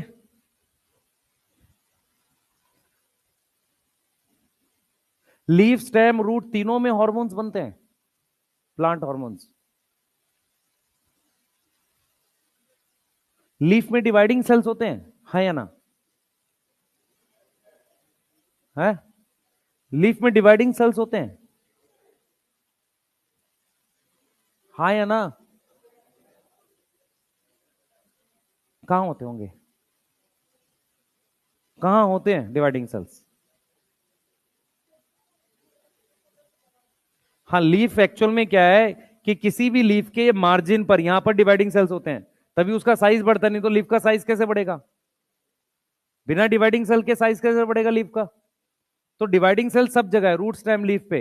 अगर जहां पर डिवाइडिंग सेल्स है तो वहां हॉर्मोन्स होना चाहिए, ठीक है, बिना उसके डिवाइड ही नहीं करेगा, हॉर्मोन्स चाहिए। आ जाओ बेटा, हर चीज का आंसर रटा नहीं जा सकता। अगर आप लॉजिकल थिंकिंग डेवलप नहीं करोगे बायो में तो दिक्कत फंसेगी एग्जाम में। और यहां चलो निकल जाओ किसी तरीके से नीट में, आगे बहुत दिक्कत फंसेगी अगर बायो कंटिन्यू करोगे, है ना? और गलती से डॉक्टर बन गए तो पेशेंट ठीक नहीं होने का, बता रहा हूं ये। और इसका बेस्ट एग्जांपल है जो डॉक्टर एयरफोर्स या कहीं से रिटायर होके आते हैं, जो नॉर्मली सिर्फ जॉब करते हैं, पेशेंट नहीं देखते, वो अचानक से रिटायर होके आते हैं, फिर उनके पेशेंट ठीक भी नहीं होते, क्योंकि जब तक वो उस चीज को, क्योंकि क्या होता है, डॉक्टर डेली पेशेंट देख के एक लॉजिकल थिंकिंग डेवलप करता है चीजों की, जिसकी जितनी ज्यादा लॉजिकल थिंकिंग होती है उतनी ज्यादा पेशेंट ठीक कर पाता है, सही है। इसीलिए एक नॉर्मल डॉक्टर भी ज्यादा इफेक्टिव हो जाता है कई बार बड़े डॉक्टर से, ठीक है। और वो जो रिटायर होके अक्सर आते हैं आर्मी वगैरह से, उन्होंने पेशेंट नहीं देखे होते उतने, या कई बार वो किसी एडमिन डिपार्टमेंट में होता है, एडमिनिस्ट्रेशन में होता है, खाली साइन कर रहे हैं, वो अचानक से आते हैं क्लिनिक खोलते, पेशेंट ही नहीं आता, ठीक भी नहीं हो रहा है। समझ आ रहा है?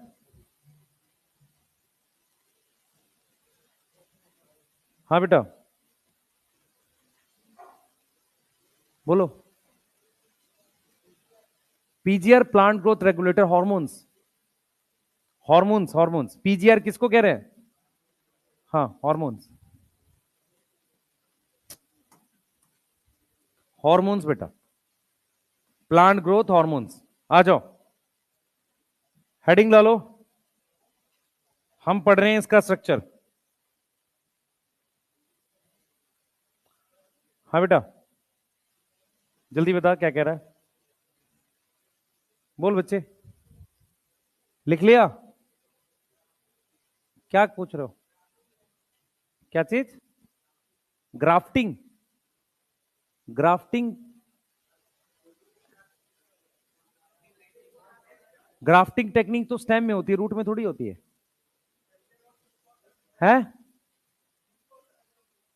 अच्छा, ग्राफ्टिंग में एडवेंटिशियस, ग्राफ्टिंग में जो रूट बनती है ना, जैसे जो रोज की स्टेम पे बनाते हो, वो एडवेंटिशियस ही होती है। किसमें? बेटा मैंगो में तू अगर रूट डेवलप कर, मैंगो में ग्राफ्टिंग में क्या करते हैं, स्टेम से स्टेम जोड़ देते हैं। अगर तुझे प्लांट बनाना है, नया प्लांट ही बनाना है, तो काट के वहां से हटाएगा, तो वहां जो रूट एडवेंटिशियस है बेटा, सारी कैलस पे कौन सी होती है एडवेंटिशियस? कैलस पे भी रूट बनाते हैं ना हम लोग टिश्यू कल्चर में, वो भी कौन सी होती है एडवेंटिशियस? समझ आ रहा है? जैसे हम लोग जो ग्राफ्टिंग करते हैं ना, उसमें जो रूट डेवलप होती है वो भी एडवेंटिशियस है, क्योंकि वो स्टेम पे डेवलप होती है। ऐसे ही कैलस आपने सुना है टिश्यू कल्चर में, वहां भी रूट और स्टेम बनाते हैं, वो भी एडवेंटिशियस है। आ जाओ हेडिंग डालो, हम लोग स्ट्रक्चर पढ़ रहे हैं प्राइमरी रूट का। किसका स्ट्रक्चर पढ़ रहे हैं? प्राइमरी रूट का। मैं पहले इसको ड्रॉ कर लो, मैं कुछ चीजें एक्सप्लेन करूंगा, इसको ड्रॉ करो, मैं कुछ चीजें एक्सप्लेन करूंगा, जल्दी करेंगे फास्ट। इसको ड्रॉ करेंगे, मैं कुछ चीजें एक्सप्लेन करूंगा।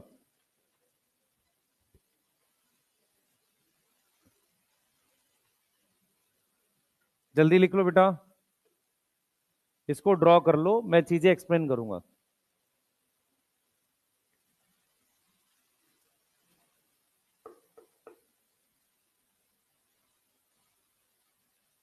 और जो लिखता जाए एनसीईआरटी पढ़ सकता है, एनसीईआरटी रीड करो।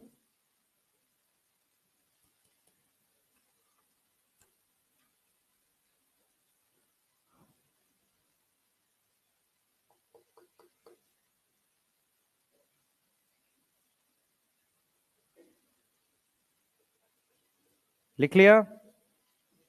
जल्दी बनाओ। कौन है? Yes sir. बना ली तूने? ठीक।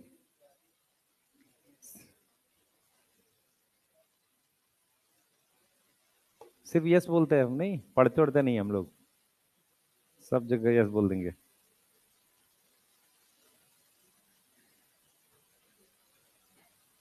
अब जाके आज यूट्यूब पे खोजना, कोई रीस्टार्ट की कोई वीडियो आ रही हो। मिल गई? हाँ, यही खोजा करो तुम लोग दिन भर, है ना।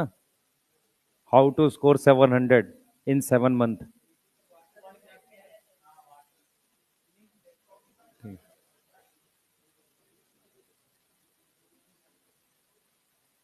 और उस वीडियो में पहले ही पूछ ले, पिछले 5 महीने क्या कर रहे थे तुम, है ना। है, हाँ पूछना चाहिए उसमें किसी को तो। 5 महीने से कुछ करा नहीं, अभी 700 लाएंगे। नहीं आ सकता है, उसमें मना नहीं है, पर आएगा नहीं। नहीं, हैबिट बदलती नहीं है ना लोगों की। अब जिसने 5 महीने में कुछ पढ़ा नहीं है, हैबिट थोड़ी रातों रात बदल जाएगी, है ना। उसके लिए वो चाहे कितनी मोटिवेशन देखता रहे, वो 12th फेल भी देख ले 3 बार, उससे भी कुछ नहीं होगा, है ना। हाँ हाँ, ओझा सर के वो सुन ले नहीं मोटिवेशनल कोट। मैं ऑफलाइन में पढ़ा हूं उनसे, पहला साल था उनका उस वक्त। वो क्या करते हैं, 3 सब्जेक्ट हैं उनके, मैं ऑफ रिकॉर्ड बंद कर दूं माइक।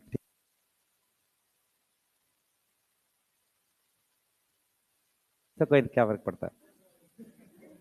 3 है उनके, हिस्ट्री के 3 पार्ट होते हैं। वो हिस्ट्री पढ़ाते हैं, आपको शायद पता नहीं होगा। मेडिविल, एंशियंट, मॉडर्न। मॉडर्न सबसे आसान होती है, वही आती है उन्हें, मैं जनरल बता रहा हूँ। और ये हमें कब पता चला, जब पूरा साल निकल गया, एग्जाम में क्वेश्चन नहीं बना, ना एंशियंट का बना ना मेडिवल का बना, तब हमें समझ में आया कि गड़बड़ है कुछ, है। नहीं, राजा में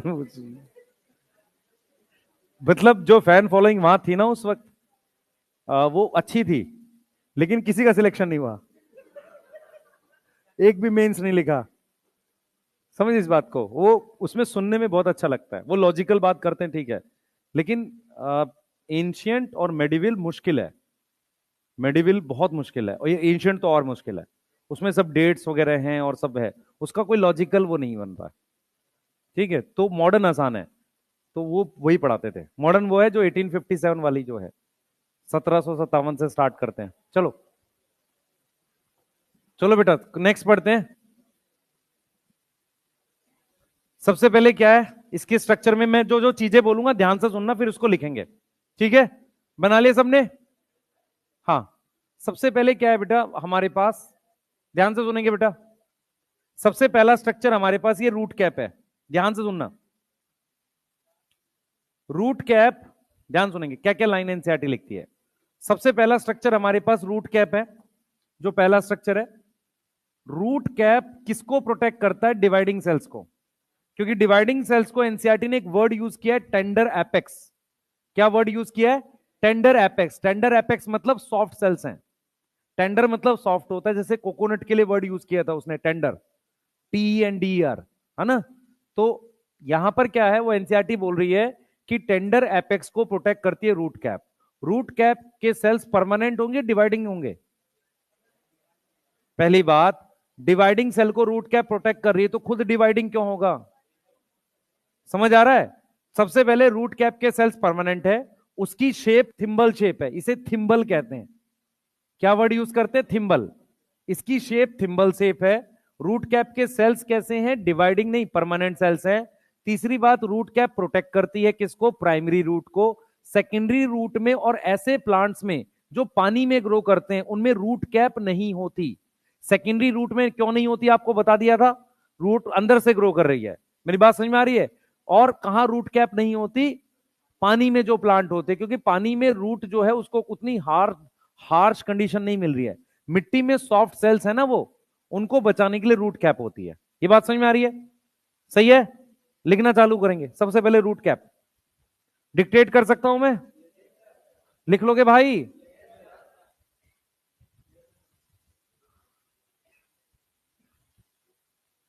ठीक है, लिखो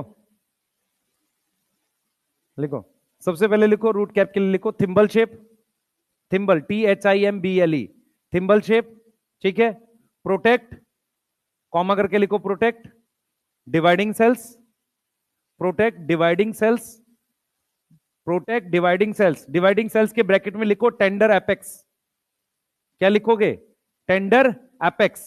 ध्यान रखना ये वर्ड यूज करेगा डायरेक्ट, टेंडर एपेक्स। ठीक है, यस। उसके बाद लिखोगे मेड अप ऑफ पैरेनकाइमा। कौन से सेल्स है? Parenchyma. Made up of parenchyma. Parenchyma क्या होते हैं? परमानेंट सेल्स होते हैं। Made up of parenchyma. ठीक है। और कहां एब्सेंट होती है रूट कैप? हाँ लिखो, root cap absent in secondary root and aquatic plant. Parenchyma लिख लिया। उसके बाद लिखो root cap absent in, root cap absent in secondary root and aquatic plant. Aquatic plant, aquatic plant के नाम 4 याद करने, अभी 2 लिखेंगे हम यहां पर। एक्वेटिक प्लांट में एक याद करो इकॉर्निया, जिसको वाटर हाइसिंथ कहते हैं, और एक याद करो पिस्टिया। तो पिस्टिया इकॉर्निया में रूट कैप नहीं होती। बाकी 2 याद कर लेना, हाइड्रिला और वेलिस्नेरिया, पर वो हम पढ़ेंगे क्लास 12 में सेक्सुअल रिप्रोडक्शन फ्लावरिंग प्लांट में। सही है। चारों नहीं लिखने, सिर्फ 2 ही लिखने हैं। मैं श्योर नहीं हूं, ठीक है। उसने पीवाईक्यू में सिर्फ एक क्वेश्चन दिया है, पिस्टिया। ठीक है, root cap absent in pistia, और कोई क्वेश्चन देगा भी नहीं वो। क्लियर है? ठीक है, आ जाते हैं। इकॉर्निया और पिस्टिया लिख लिया हमने। ठीक है, अब आ जाओ जरा next, second part. Second part कौन सा है? ये वाला। यहां डिवाइडिंग सेल्स हैं। मेरी तरफ देखेंगे सारे बच्चे एक बार, कृपया करके मेरी तरफ देखो। ये सेल्स हैं, ये डिवाइडिंग सेल्स हैं। इनका पहले साइज बढ़ गया। साइज बढ़ने को हम क्या बोलते हैं? इलोंगेशन। फिर डिवाइड होके 8 सेल बन गए ऐसे। अब इसमें से सबकी इलोंगेशन होगी, ऐसा नहीं कि 4 की होगी 4 की नहीं, बिना उसके काम ही नहीं चलेगा। अब ये 4 परमानेंट हो जाएंगे, ऊपर के 4 ये परमानेंट कर दो ऐसे। अब ये साइकिल ऐसे चलती रहेगी।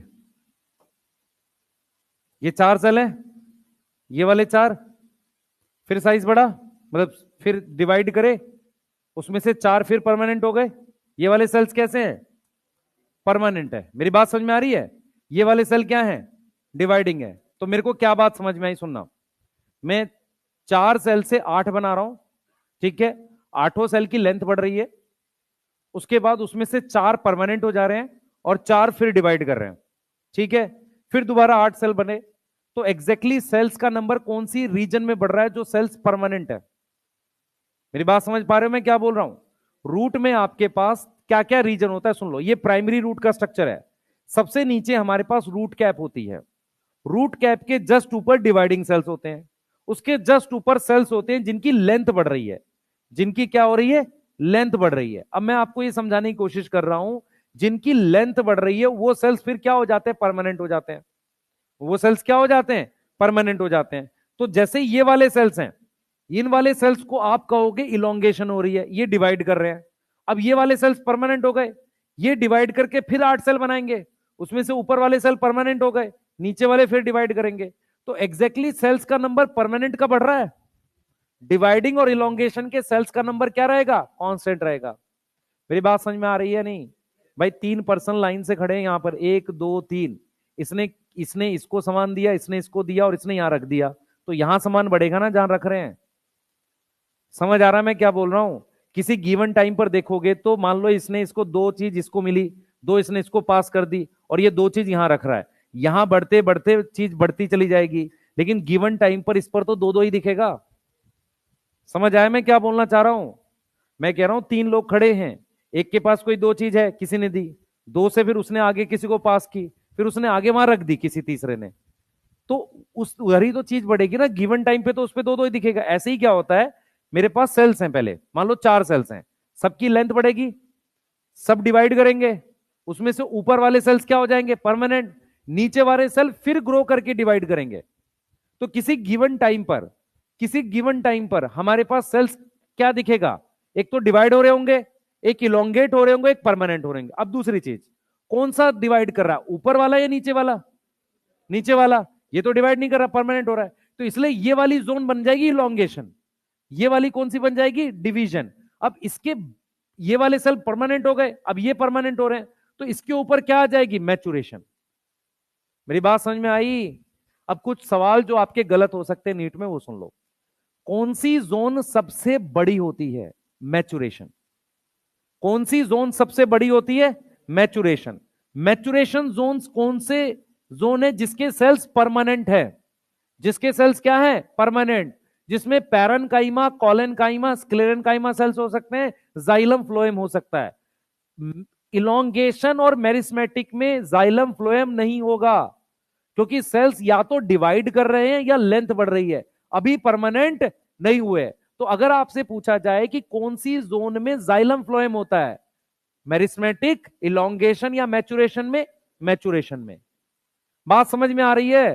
क्योंकि जाइलम फ्लोएम कौन सा टिश्यू है, परमानेंट है ना, तो परमानेंट कौन से रीजन में मिलेगा, मैचुरेशन वाले में। क्लियर है? दूसरी बात, क्या मैचुरेशन में सारी जगह रूट हेयर होंगे, नहीं। रूट हेयर बेटा सरफेस से बनते हैं, मान लो यहां तक मैचुरेशन जोन है, रूट हेयर वहां ही बनेंगे जहां पानी के कांटेक्ट में आएगा।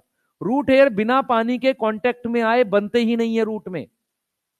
मेरी बात समझो ध्यान से, जो रूट का हिस्सा पानी के कांटेक्ट में आ जाता है, उस हिस्से में अपने आप रूट हेयर डेवलप कर जाते हैं। ये क्लियर है सबको? तो मान लो इतने एरिया में पानी था पहले, तो यहां रूट हेयर थे, ऊपर खत्म हो गया, अब नीचे है पानी, तो नीचे रूट हेयर बन जाएंगे। तो रूट हेयर पूरी मैचुरेशन जोन में हो ये जरूरी नहीं है। ये बात समझ में आ गई? भाई जहां पानी होगा वही होगा। तो हमारे जो जरूरी पॉइंट्स हैं वो सुन लो क्या क्या है। सबसे पहले सबसे बड़ी जोन कौन सी है, मैचुरेशन, उसमें सबसे ज्यादा जोन है। उसके सेल्स डिवाइडिंग है कि परमानेंट है, परमानेंट सेल्स हैं, सही है, ठीक है। दूसरी बात, हमारे पास 2 जोन ऐसी है जिनके सेल्स कांस्टेंट रहते हैं, नंबर, मेरिस्मेटिक और इलोंगेशन, सही है। अब और सुनो ध्यान से, ध्यान से सुनना, हमारे पास कौन सी जोन ऐसी है जो एक्चुअली ग्रोथ कराती है, वो इलोंगेशन है। क्योंकि सेल के डिवाइड करने से कभी ग्रोथ नहीं होती, लेंथ में नंबर ऑफ सेल्स बढ़ जाएंगे। जैसे मान लो आप, एक सेल है, एक सेल को डिवाइड करके आपने 2 सेल बना दिए, तो ग्रोथ नहीं दिखेगी जब तक हर एक सेल का साइज नहीं बढ़ेगा, क्योंकि आपने तो वॉल्यूम तो वही रहा ना। तो कौन सी ऐसी जोन है जो एक्चुअल ग्रोथ कराती है, वो इलोंगेशन कराती है। आपकी एनसीईआरटी इस चीज को लिखती भी है कि इलोंगेशन वाली जोन जो है वो ग्रोथ के लिए रिस्पॉन्सिबल है। देखो डिवीजन से सेल के नंबर बढ़ते हैं, लेकिन जब तक लेंथ नहीं बढ़ेगी चीज की ग्रोथ नहीं होगी। यहां तक समझ में आ रहा है? दूसरा, प्रॉक्सिमल शब्द का क्या मतलब है, प्रॉक्सिमल मतलब उसके पास। तो रूट कैप का प्रॉक्सिमल कौन है, मेरिस्मेटिक, मेरिस्मेटिक का प्रॉक्सिमल कौन है, इलोंगेशन, इलोंगेशन का प्रॉक्सिमल कौन है, मैचुरेशन। ये शब्द क्लियर हो रहे हैं सारे सबको? अब हम लिखना चालू कर सकते हैं, यहां तो कोई डाउट है? ठीक है। सबसे पहले कौन सी जोन कांस्टेंट रहती है, number of cell, meristematic, elongation, ठीक है। कौन सी जोन सबसे बड़ी है, मैचुरेशन, ठीक है, सबसे ज्यादा सेल्स हैं। क्या जाइलम फ्लोएम इलोंगेशन वाले में होगा, नहीं हो सकता, क्योंकि xylem phloem is a permanent tissue, और मैचुरेशन वाला परमानेंट है लेकिन इलोंगेशन वाला परमानेंट नहीं है। क्लियर है? बोलो, ठीक है। क्लियर? समझ में आ रहा है? ठीक है। अब मैं अगर आपसे पूछूं, सेल साइकिल पे ले जाते हैं इस टॉपिक को। हाँ भाई, सेल साइकिल पे ले जाते हैं। मेरिस्मेटिक और इलोंगेशन दोनों जीवन में होने चाहिए। सोचो, डिवाइड कर रहा है सेल और उसकी लेंथ बढ़ रही है, ग्रोथ कहां होती है? जीवन में ही होती है। सही है। अगर वो जीवन से बाहर आ जाएगा तभी परमानेंट हो जाएगा। याद है आपको जीवन से बाहर क्या क्या ऑप्शन है? पहला परमानेंट हो जाना, सही है। दूसरा जी नॉट में चले जाना, तीसरा एस में एंटर करना। तो जो इलोंगेशन से, ध्यान सुनेंगे, जो इलोंगेशन वाला सेल है वो एस में एंटर करता है, दोबारा डिवाइड करता है, और अगर बाहर निकल जाता है सेल साइकिल से तो परमानेंट हो जाता है। कुछ समझ में आया किसी को? तो मेरिस्मेटिक और इलोंगेशन जीवन में होने चाहिए, मतलब सेल साइकिल में होने चाहिए। जीवन में है कहां है पता नहीं, हो सकता है डीएनए डबल कर रहा हो। समझ आ रहा है? लेकिन सेल साइकिल से बाहर कौन से सेल्स निकल गए? मैचुरेशन वाले। क्लियर? बोलो, लिखना चालू करते हैं। दूसरा जोन कौन सा है यहां पे बताओ? हाँ बेटा, मैरिस्मेटिक। आधी बात समझ में आई। मैरिस्मेटिक क्या बोले बच्चे? कांस्टेंट नंबर है उनका। बच्चे डिवाइड तो समझ नहीं रही। 4 सेल ने डिवाइड करके 8 बना लिए, 8 सेल का साइज बढ़ गया, उसमें से ऊपर के 4 परमानेंट हो गए, फिर 4 रह गए। वो तो किसी गिवन टाइम पर 4 ही दिखेंगे मुझे। 4 के मान ले 8 दिख गए मुझे, पर 8 के 16 नहीं दिखेंगे, क्योंकि जो ऊपर के 4 सेल्स हैं वो क्या हो जाएंगे? परमानेंट।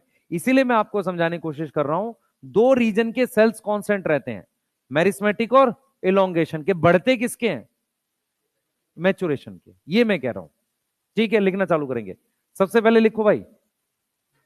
हाँ बेटा, उसके पास नहीं, इस तरीके से प्रॉक्सिमल देखते हैं। ठीक है, मतलब इसके जस्ट पास, इसके जस्ट पास, ऐसे प्रॉक्सिमल, नीचे से ऊपर देखिए। लिखो बेटा, फटाफट से लिखो। सेकंड लिखो, मेरिस्मेट जोन ऑफ या मेरिस्मेटिक रीजन लिखो। हाँ भाई, मेरिस्मेटिक रीजन के सेल्स डिवाइडिंग है, जल्दी लिखो इसके बारे में।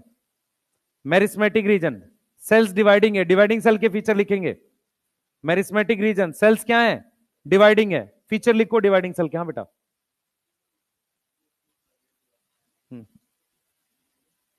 डिसाइडिंग फैक्टर वो मतलब रोल करने के लिए होता है, मैं बता रहा हूं, उस पर आ रहा हूं। परमानेंट का डिसाइडिंग फैक्टर बता रहा हूं। हाँ भाई, मेरिस्मेटिक रीजन के सेल्स के बारे में लिखेंगे। लिखो, स्मॉल साइज। बच्चे, मेरिस्मेटिक रीजन में हम फीचर ऑफ सेल लिख रहे हैं। फीचर समझ में आता है? उस सेल का क्या फीचर है? सबसे पहला फीचर क्या है? Small size, comma, dense protoplasm. Small size, comma, dense protoplasm. और क्या होता है? Large nucleus. और क्या होगा? Large nucleus. वैक्यूल एब्सेंट, याद आ रहा है? Vacuole absent. और कुछ? Cell wall primary. हाँ, सेल वॉल थिन का मतलब प्राइमरी, सेल वॉल प्राइमरी। और लिखोगे बहुत सारे multiple plasmodesmatal connection. Multiple plasmodesmatal connection, multiple plasmodesmatal connection, मतलब बहुत सारे क्या होंगे? प्लाज्मोडेस्मेटा होंगे। बहुत सारे प्लाज्मोडेस्मेटा का क्या फायदा है? हाँ बेटा, न्यूट्रिशन ट्रांसपोर्ट क्यों करना है? इनके बीच में कनेक्शन होते हैं साइटोप्लाज्म, कैसे? फायदा क्या है? हाँ, डिसीजन एक साथ लेने के लिए। एक साथ क्या डिसीजन लेना कि आगे क्या करना है? मेरी बात सुनो ध्यान से। जब आप एनिमल्स पढ़ते हो तो एनिमल्स में सेल के पास सिग्नल कौन लेके जाता है? एनिमल्स में सेल के पास सिग्नल कौन लेके जाता है? न्यूरॉन्स और हॉर्मोन्स। दो तरह का मैसेज होता है, एक केमिकल मैसेज, एक इलेक्ट्रिकल मैसेज। प्लांट सेल में क्या है कि उस तरीके से हॉर्मोन्स होते भी नहीं कि ब्लड के थ्रू जा सके। दूसरा क्या? न्यूरॉन्स नहीं होते। तो सेल्स आपस में क्या करते हैं? कनेक्शन बना के रखते हैं कि साथ में डिसाइड करेंगे फ्यूचर में क्या करना है। जैसे जैसे उनका डिसाइड होता रहता है, समझ में आ रहा है, वैसे वैसे वो क्या तोड़ते चले जाते हैं? कनेक्शंस, और वो परमानेंट होते चले जाते हैं। समझ में आया? तो डिवाइडिंग सेल में कनेक्शन रखने का फायदा क्या है? अभी उन्होंने डिसाइड नहीं किया है कि फ्यूचर में हमने कौन सा परमानेंट सेल बनना है। जैसे जैसे वो परमानेंट होते जाएंगे, कनेक्शंस को क्या करेंगे? तोड़ते चले जाएंगे। मेरी बात समझ में आ गई? बोलो, ये चीज क्लियर है? ठीक है, आगे चलते हैं। अब आ जाओ जरा, दूसरी जोन कौन सी है? Zone of elongation. इसके लिए लिखो proximal to meristematic zone. Proximal to meristematic zone. Proximal to meristematic zone. कौन सा हार्मोन सेल की लेंथ बढ़ाता है? सेल डिवीजन में दो हार्मोन काम करते हैं, एक करता है ऑक्सिन, एक करता है साइटोकाइनिन। साइटोकाइनिन का काम है सेल को डिवाइड कराना, सेल की लेंथ बढ़ाने का काम किसका? ऑक्सिन का। सही है, किसका काम है? ऑक्सिन का। तो लिखेंगे जोन ऑफ इलोंगेशन। क्या लिखा हमने? प्रॉक्सिमल टू, हाँ बेटा, proximal to meristematic region. Yes, meristematic region. आगे बताओ, इसमें लिखो, लिखो this zone actually responsible for growth of root. This zone, this zone actually responsible for growth of root. This zone actually responsible for growth of root. This zone is actually responsible for growth of root। ठीक है,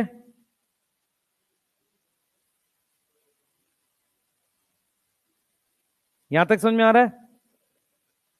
ठीक है, बोलो, this zone is actually responsible for growth of root. अब आगे करेंगे, next next next next लिखेंगे इसमें, नेक्स्ट लिखेंगे बेटा, लिखो auxin is responsible for sale elongation. Hormone का नाम लिख लो, काम आएगा। Auxin is responsible for sale elongation. Responsible for sale elongation, auxin responsible है। फोर्थ जोन कौन सी है? सॉरी, थर्ड जोन है, वैसे तो फोर्थ पॉइंट है। फोर्थ पॉइंट लिखो, मैचुरेशन जोन। जल्दी से, मैचुरेशन जोन। ये डायग्राम सेकेंडरी रूट का भी हो सकता है? नहीं, क्योंकि उसमें रूट कैप नहीं है। ठीक है, नेक्स्ट लिखो, कौन सी जोन है? Maturation zone. मैचुरेशन जोन में पॉइंट लिखेंगे, जल्दी से, मैचुरेशन जोन में पॉइंट लिखेंगे बेटा। सबसे पहले लिखो लार्जेस्ट जोन है, लार्जेस्ट जोन है, सेल्स परमानेंट है। लार्जेस्ट जोन है, सेल परमानेंट है। सेल्स क्या है? परमानेंट है। समझ में आ रहा है? लार्जेस्ट जोन है, सेल्स परमानेंट है। उसके बाद लिखो, लिखो root hair. Root hair, root hair present है इसमें। ठीक है, रूट हेयर प्रेजेंट है। दूसरा, जाइलम फ्लोएम भी होगा। हाँ, लिखो xylem and phloem present. Xylem and phloem present. देखो, मैं जो बात बताने की कोशिश कर रहा हूं, मैं आपको एग्जैक्टली क्या बोल रहा हूं। पानी यहां से एब्जॉर्ब होके यहीं से ऊपर चला जाता है। अगर मुझे नीचे पानी लाना है तो डिफ्यूजन से आएगा। समझ में आ रहा है मैं क्या बोलना चाह रहा हूं? बोलो, ये बहुत छोटी होती है इलोंगेशन और मेरिस्मेटिक वाला, ये मैचुरेशन वाली बहुत बड़ी होती है जोन। तो यहां से पानी आके सीधे ऊपर चला जाता है, जाइलम फ्लोइंग में ही होता है। यहां पर कोई भी चीज कैसे जाएगी? डिफ्यूजन से, क्योंकि जगह बहुत छोटी होती है। क्लियर है? बोलो, यहां तक समझ में आ गया? ठीक है, एक बार एनसीईआरटी से रीड कर लो ये फटाफट से, पेज 59। जल्दी रीड करो सारे, रूट वाला रीड करो, ये वाला पार्ट सिर्फ।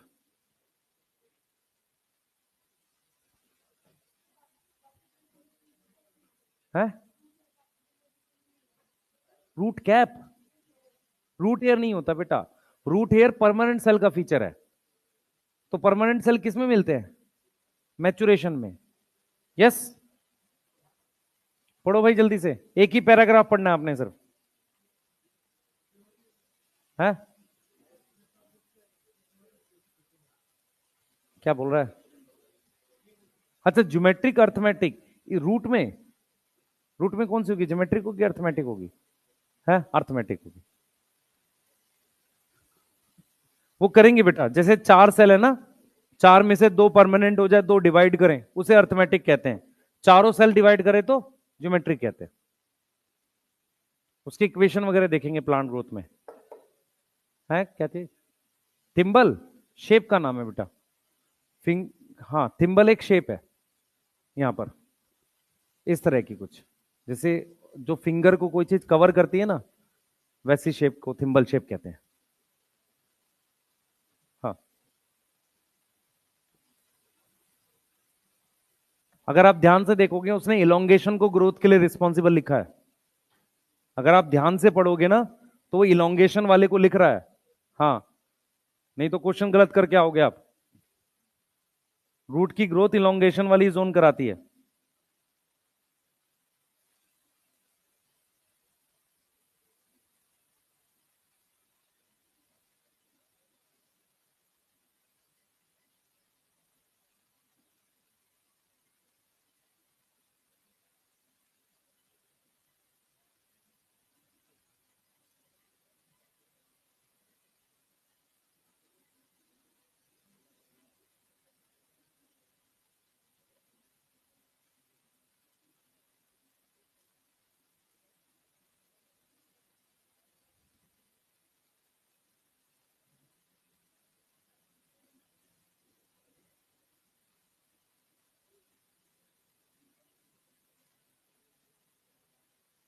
लिख ले बेटा।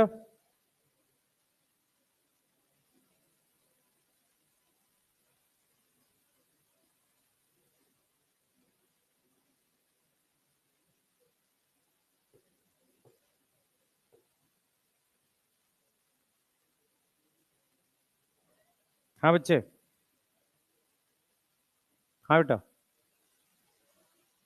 रूट एयर, हाँ यूनिसेलुलर आउटग्रोथ है। ये सब उसमें पढ़ेंगे एनाटॉमी में। अभी सिर्फ ये याद रखो रूट एयर बनता किस पे है। क्लियर है? चलो आगे चलेंगे। हेडिंग डालो, स्टैम्प पढ़ना है। मॉडिफिकेशन लिखनी है,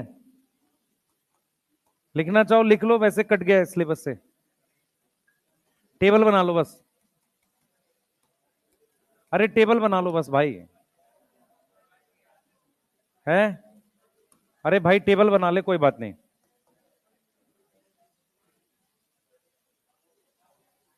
नहीं नहीं, बना लो।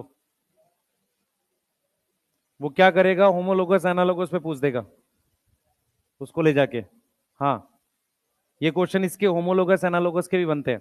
चलो हेडिंग डालो, मॉडिफिकेशन ऑफ रूट। क्या होती है मॉडिफिकेशन? मॉडिफिकेशन को डिफाइन कैसे करेंगे? हाँ भाई, अदर देन मेन रोल।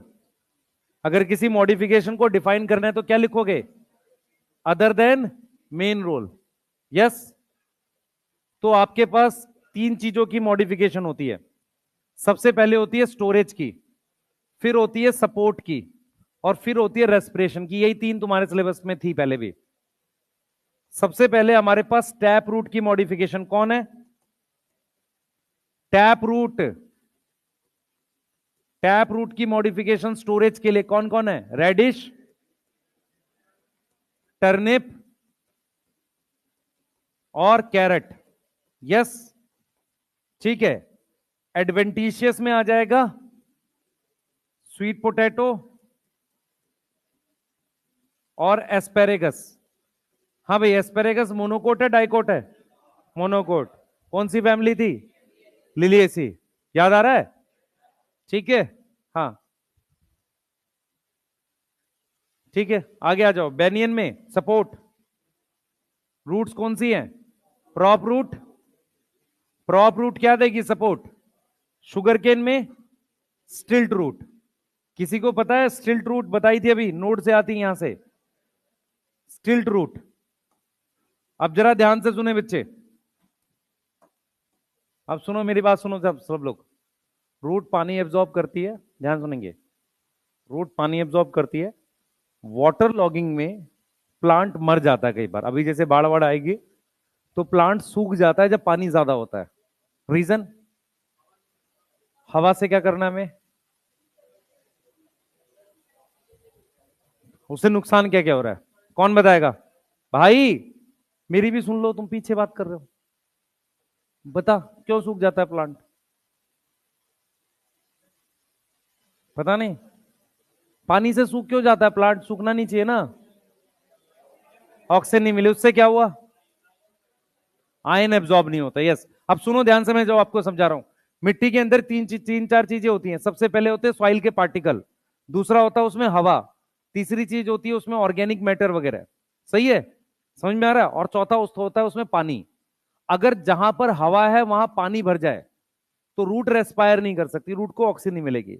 अगर रूट को ऑक्सीजन नहीं मिलती है तो वो रेस्पिरेशन नहीं कर पाता, वो पानी और मिनरल्स एब्जॉर्ब नहीं कर पाएगा। क्योंकि पानी और मिनरल को कैसे एब्जॉर्ब करता है? किडनी में आपने क्या पढ़ा है? पानी का एक्टिव एब्जॉर्प्शन होता है, पैसिव, या दोनों पॉसिबल है? दोनों वाले कौन कौन है? जरा हाथ खड़े करना, क्लास से भगा दूंगा उनको मैं। पानी का कभी भी एक्टिव एब्जॉर्प्शन नहीं होता, हमेशा पैसिव होता है। सही है? पानी कैसे एब्जॉर्ब होता है? पहले आयंस जाते हैं, पानी उसके पीछे जाता है। आपको शायद ये जान के हैरानी होगी, सुन लो ध्यान से, ये जान के हैरानी होगी कि रूट पानी में है पर वो बिना पानी के मर जाती है। रीजन सुन लो क्या है। एक्चुअल में क्या होता है कि रूट को क्या करना होता है? एनर्जी खर्च करके या आयंस रखने पड़ते हैं। अगर एनर्जी खर्च करके वो आयंस रखेगा तभी पानी उसके पीछे जाएगा। समझ आया मैंने क्या बोला? पहले वो आयंस रखता है एनर्जी खर्च करके। जब वो आयंस वहां अंदर रखेगा तो रूट क्या हो जाएगी? हाइपरटोनिक। हाइपर मतलब सॉल्यूट ज्यादा। अब पानी उसके पीछे जाता है। मेरी बात समझ में आ रही है? पानी हमेशा किसको फॉलो करता है? आयंस को। सही है? तो रूट को आयंस एब्जॉर्ब करने के लिए एटीपी चाहिए, और एटीपी के लिए क्या चाहिए? रेस्पिरेशन। रेस्पिरेशन के लिए क्या चाहिए? ऑक्सीजन। समझ आया? तो प्लांट बिना पानी के मर जाएगा, पानी के अंदर है वो, क्योंकि उसकी रूट को क्या नहीं मिल रही है? ऑक्सीजन नहीं मिल रही। ये क्लियर है? ठीक है? मेरी बात समझ में आ रही है बेटा? आप ध्यान से सोचो, आपको लॉजिकली शायद समझ नहीं आती ये बात। हम लोग रूट जो है, हम कैरेट रेडिश खाते हैं, उसके अंदर आयंस भी होते हैं, स्टोरेज भी है। ठीक है? रूट के अंदर बहुत सारे आयंस होते हैं, पर आयंस सॉइल में भी होते हैं। तो हम सॉइल क्यों नहीं खा लेते?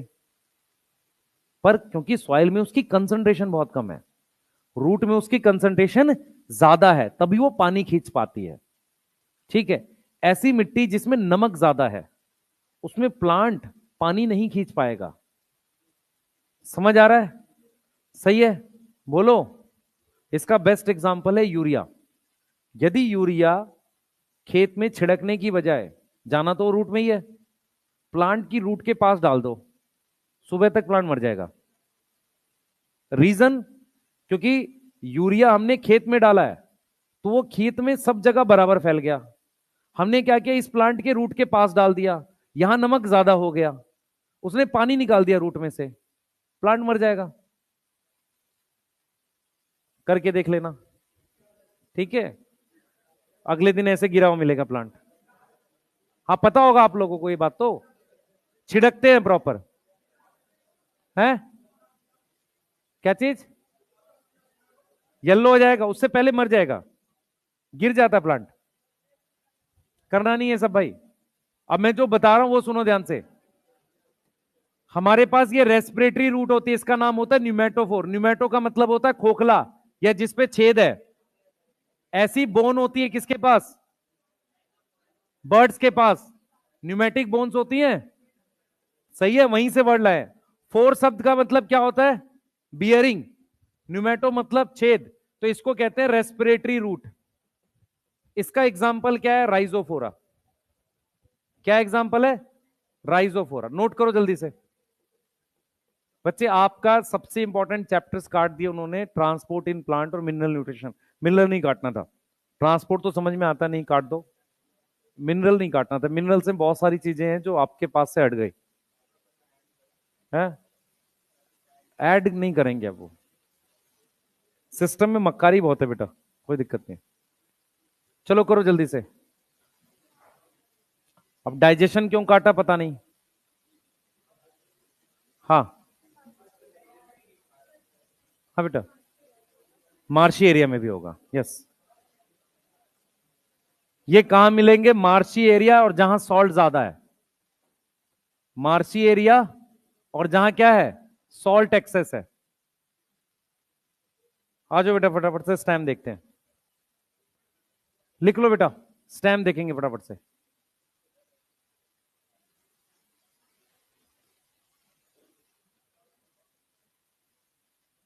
जल्दी लिख लो बेटा, जल्दी से।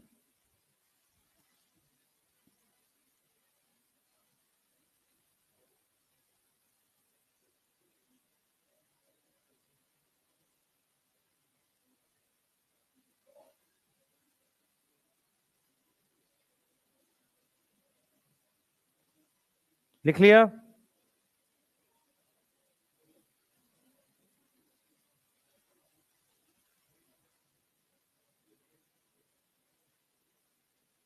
चलिए आगे चलते हैं। लिख लिया बेटा? कोई लिख रहा है? लिख लो, जल्दी करो। हाँ, मैनग्रोव जो होते हैं खास तरह के फॉरेस्ट होते हैं, वो मार्शी एरिया में मिलते हैं। उसके अलावा एक क्वेश्चन नीट में और आया था, हेलोफाइट्स। हेलोफाइट्स जहां सॉल्टी एरिया में मिलते हैं वहां भी न्यूमेटोफोर्स होते हैं। वहां भी कौन सी रूट होती है? न्यूमेटोफोर्स होते हैं उन रूट्स में भी। आ जाओ नेक्स्ट करेंगे बेटा।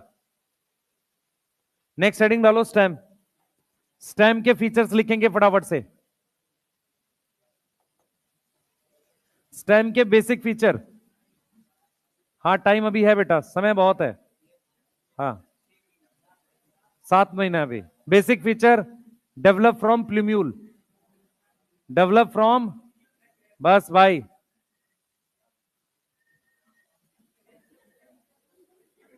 कौन समझदार आदमी है?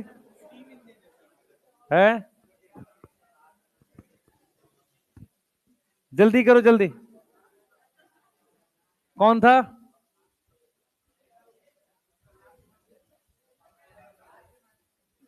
पढ़ लो यार, कुछ नहीं रखा। हेडिंग कर डालो जल्दी से, सुनो ध्यान से पॉइंट्स क्या है। ठीक है, हेडिंग डालो, डेवलप फ्रॉम प्लूम्यूल। ठीक है, इसमें सबसे पहले इसमें नोड और इंटरनोड होंगे। Node and internode. बच्चे थोड़ा सा बताना इसकी, कल इसको फिनिश करेंगे। वैसे तो नोड एंड इंटरनोड प्रेजेंट होंगे। ठीक है। हाँ नहीं, स्लीप भी तो है अभी। स्टेम तो पढ़ा रहा हूँ, स्टेम में छोटा सा पार्ट छोड़ा उन्होंने, एक पैराग्राफ छोड़ा है, बाकी सब उड़ा दिया उन्होंने। हाँ, उसके अलावा क्या होता है बेटा? स्टेम क्या करती है? बियर, लीफ, हाँ, और फ्लावर, ब्रांच, रूट नहीं ब्रांच, लाइक। और क्या है बच्चे? हाँ, पॉजिटिव फोटोट्रॉपिक और नेगेटिव जियोट्रॉपिक।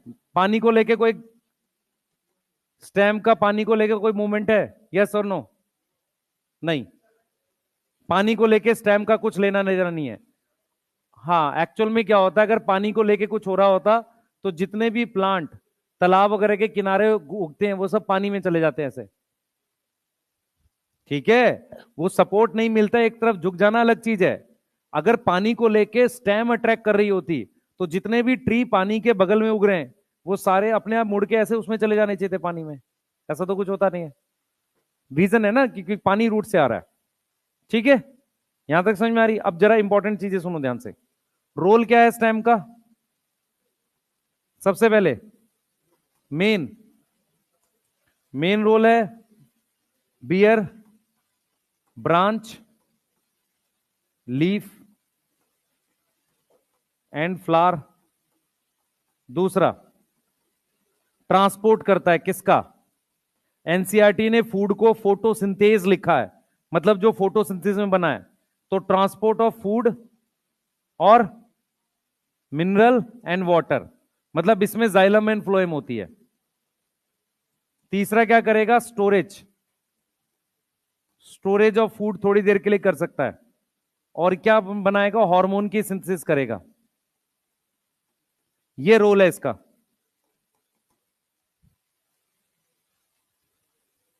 ध्यान से सुनेंगे। स्टेम में खाना स्टोर होता है बेटा। आपको कैसे पता चलेगा खाना स्टोर होता है? जब किसी प्लांट को, आप ध्यान सुने, उसकी सारी लीफ गिर जाती है, सिर्फ स्टेम रहती है, तो दोबारा लीफ बनने के लिए भी खाना चाहिए। समझ में आया मैंने क्या बोला? मैंने कहा जब पतझड़ होती है, सारी लीफ गिर गई, स्टेम पूरी ब्राउन है, फिर कुछ टाइम के बाद उसमें लीफ आई, तो नई लीफ बनाने के लिए भी क्या चाहिए? खाना चाहिए। तो इसका मतलब स्टेम में खाना होता है। यहां तक कोई डाउट है? ठीक है, नोट करिए जल्दी से। मुझे बड बताना आपको, यहां पे बड देख लो पहले टॉपिक, टाइप ऑफ स्टेम और बड, दो छोटे टॉपिक हैं, बता रहा हूं बस। जल्दी देखेंगे बेटा।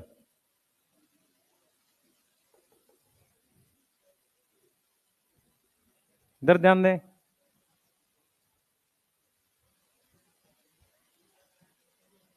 लिख लो बेटा। हाँ, लिख लिया? क्या चीज नहीं लिखा बेटा? स्टोरेज ऑफ फूड है, यहां पे लिखा हार्मोन, हार्मोन लिखा है बच्चे। स्टेम पे जिबरलिक एसिड बनता है नहीं? तुम लोग इंटरेस्टेड कम हो लग रहा है पढ़ने में, छोड़ दें इसको टॉपिक को? चलो छोड़ दिया। बच्चे आप लास्ट में जाके ना कॉपी खोजोगे, मैं पहले बता रहा हूं, रिवाइज करने के लिए इसलिए कह रहा हूं, लिख लिया करो। सबसे बड़ी दिक्कत क्या मैं बताता हूं, 500 से 600 के बीच में बहुत सारे बच्चे सालों अटके रहते हैं। रीजन क्या है? उन्होंने अपने नोट्स ही नहीं बनाए कभी, और उनको ना पूरे साल 3-4 साल पता ही नहीं चलता कमी क्या। वो तो एक अलग चीज है, उन्होंने नोट्स नहीं बना रखे। नोट्स बना, मान लो मुझे नोट्स बने हुए हैं और मुझे पता ये याद करना है, तो मेरे पास कमी खोजने का मौका है ना, मुझे पता तो चल रहा है कि मेरे नोट से क्वेश्चन आया नहीं आया। क्लियर है? तो अपने नोट्स लिखा जरूर करा करो। बड आ जाओ जल्दी से। बड क्या होता है बेटा? डिवाइडिंग सेल्स, डिवाइडिंग सेल्स है। आगे? Surrounded by, surrounded by undifferentiated leaf, undifferentiated leaf से सराउंड होते हैं। हमारे पास टाइप ऑफ बड होती है बेटा, कौन कौन सी होती है? पहला, एक होती है फ्लोरल बड, जो क्या बनाती है? फ्लावर। दूसरा वेजिटेटिव बड, ये क्या देती है? ब्रांच और लीफ। तो ये वाली क्लासिफिकेशन किसके आधार पर है? रोल के आधार पर। ये किस पर है? On the basis of role. Next हमारे पास दूसरी बड कौन सी है? On the basis of location, on the basis of location. एक होती है हमारे पास एपिकल बर्ड। एपिकल बर्ड क्या बनाती है? गिव लीफ, और क्या करती है? रिस्पॉन्सिबल फॉर ग्रोथ, लेंथ बढ़ाती है, रिस्पॉन्सिबल फॉर ग्रोथ। दूसरा हमारे पास है एक्सलरी बर्ड। क्या है यहां पर? एक्सलरी बर्ड, ये मैंने पढ़ा रखा है टॉपिक, जहां तक मुझे याद आ रहा है, फ्लावर वाले में ही बताया था आपको। किसी को याद है? इधर देखो बेटा,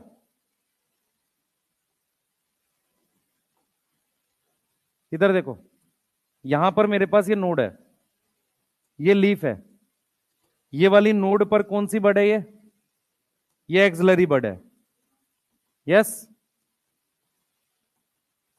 और ये टॉप पर कौन सी है? यहां पर ये एपिकल है। एपिकल बर्ड लीफ बनाती है, याद है किसी को? एक्सलरी बर्ड क्या बनाती है? ब्रांच और leaf.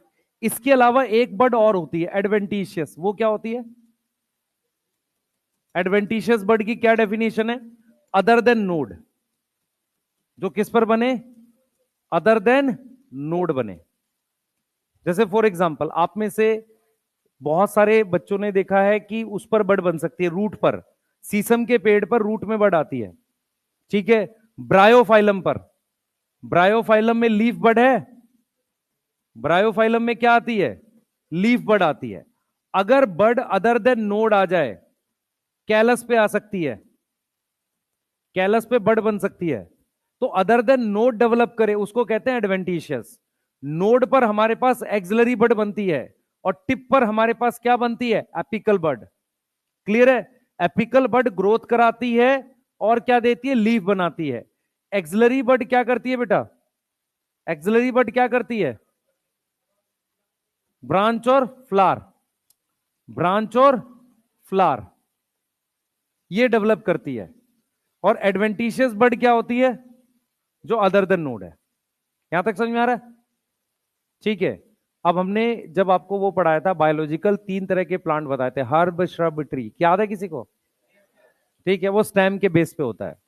On the basis of stem की वो स्टेम हरी है कि ब्राउन है ना? हमारे पास 3 तरह के प्लांट होते हैं, ये नीचे लिख देता हूं बस उसे। तो on the basis of stem कि स्टेम हरी है, ग्रीन है और वुडी है, हमारे पास क्या होगा बेटा?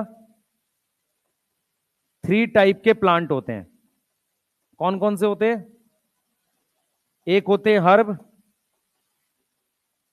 दूसरा होता है श्रब और तीसरा क्या होता है? ट्री। ये 3 तरह के प्लांट होते हैं, हर्ब, श्रब और ट्री। क्लियर है? हर्ब, श्रब और ट्री। हर्ब क्या होते हैं? टमाटर हर्ब है, यस। रोज श्रब है, ठीक है। और वो क्या नाम है? तुलसी वगैरह श्रब है। सिट्रस नींबू श्रब है, ठीक है। बेर का पौधा श्रब है, उसमें ट्री नहीं बनता बहुत बड़ा। नीम, पीपल, बरगद ये सारे ट्री है। बैम्बू ट्री में आएगा, कोकोनट ट्री में आएगा। ट्री कैसा होता है? या तो ट्री ऐसा हो ब्रांच वाला, या बैम्बू जैसा हो, या वैसा हो जैसे कि उस पे होता है नारियल वाला। ये सब ट्री में आते हैं। नारियल वाले की स्टेम क्या है? अनब्रांच। बैम्बू क्या है? अनब्रांच स्टेम है। सही है? ट्री ब्रांच स्टेम हो सकती है, अनब्रांच हो सकती है। बच्चे इसको लिख लो और एक बार स्टेम रीड कर लेना। कल हम इसकी मॉडिफिकेशन में टेबल लिखवा दूंगा, जिसको करना हो कर लेना। मैं कल लीफ पढ़ा के चैप्टर खत्म कर दूंगा आपका। उसके बाद हमने क्या करना है, सुनो ध्यान से। अगर मैं उसके नेक्स्ट वीक में आया, जो उसके बाद आ रहा है आपका दशहरे वाला, एमडी सर अगर ठीक, हाँ दशहरे के बाद वाला जो वीक है, मैं आया तो मैं हो सकता है प्लांट फिजियो से चालू करूं, ठीक है। एनॉटमी नहीं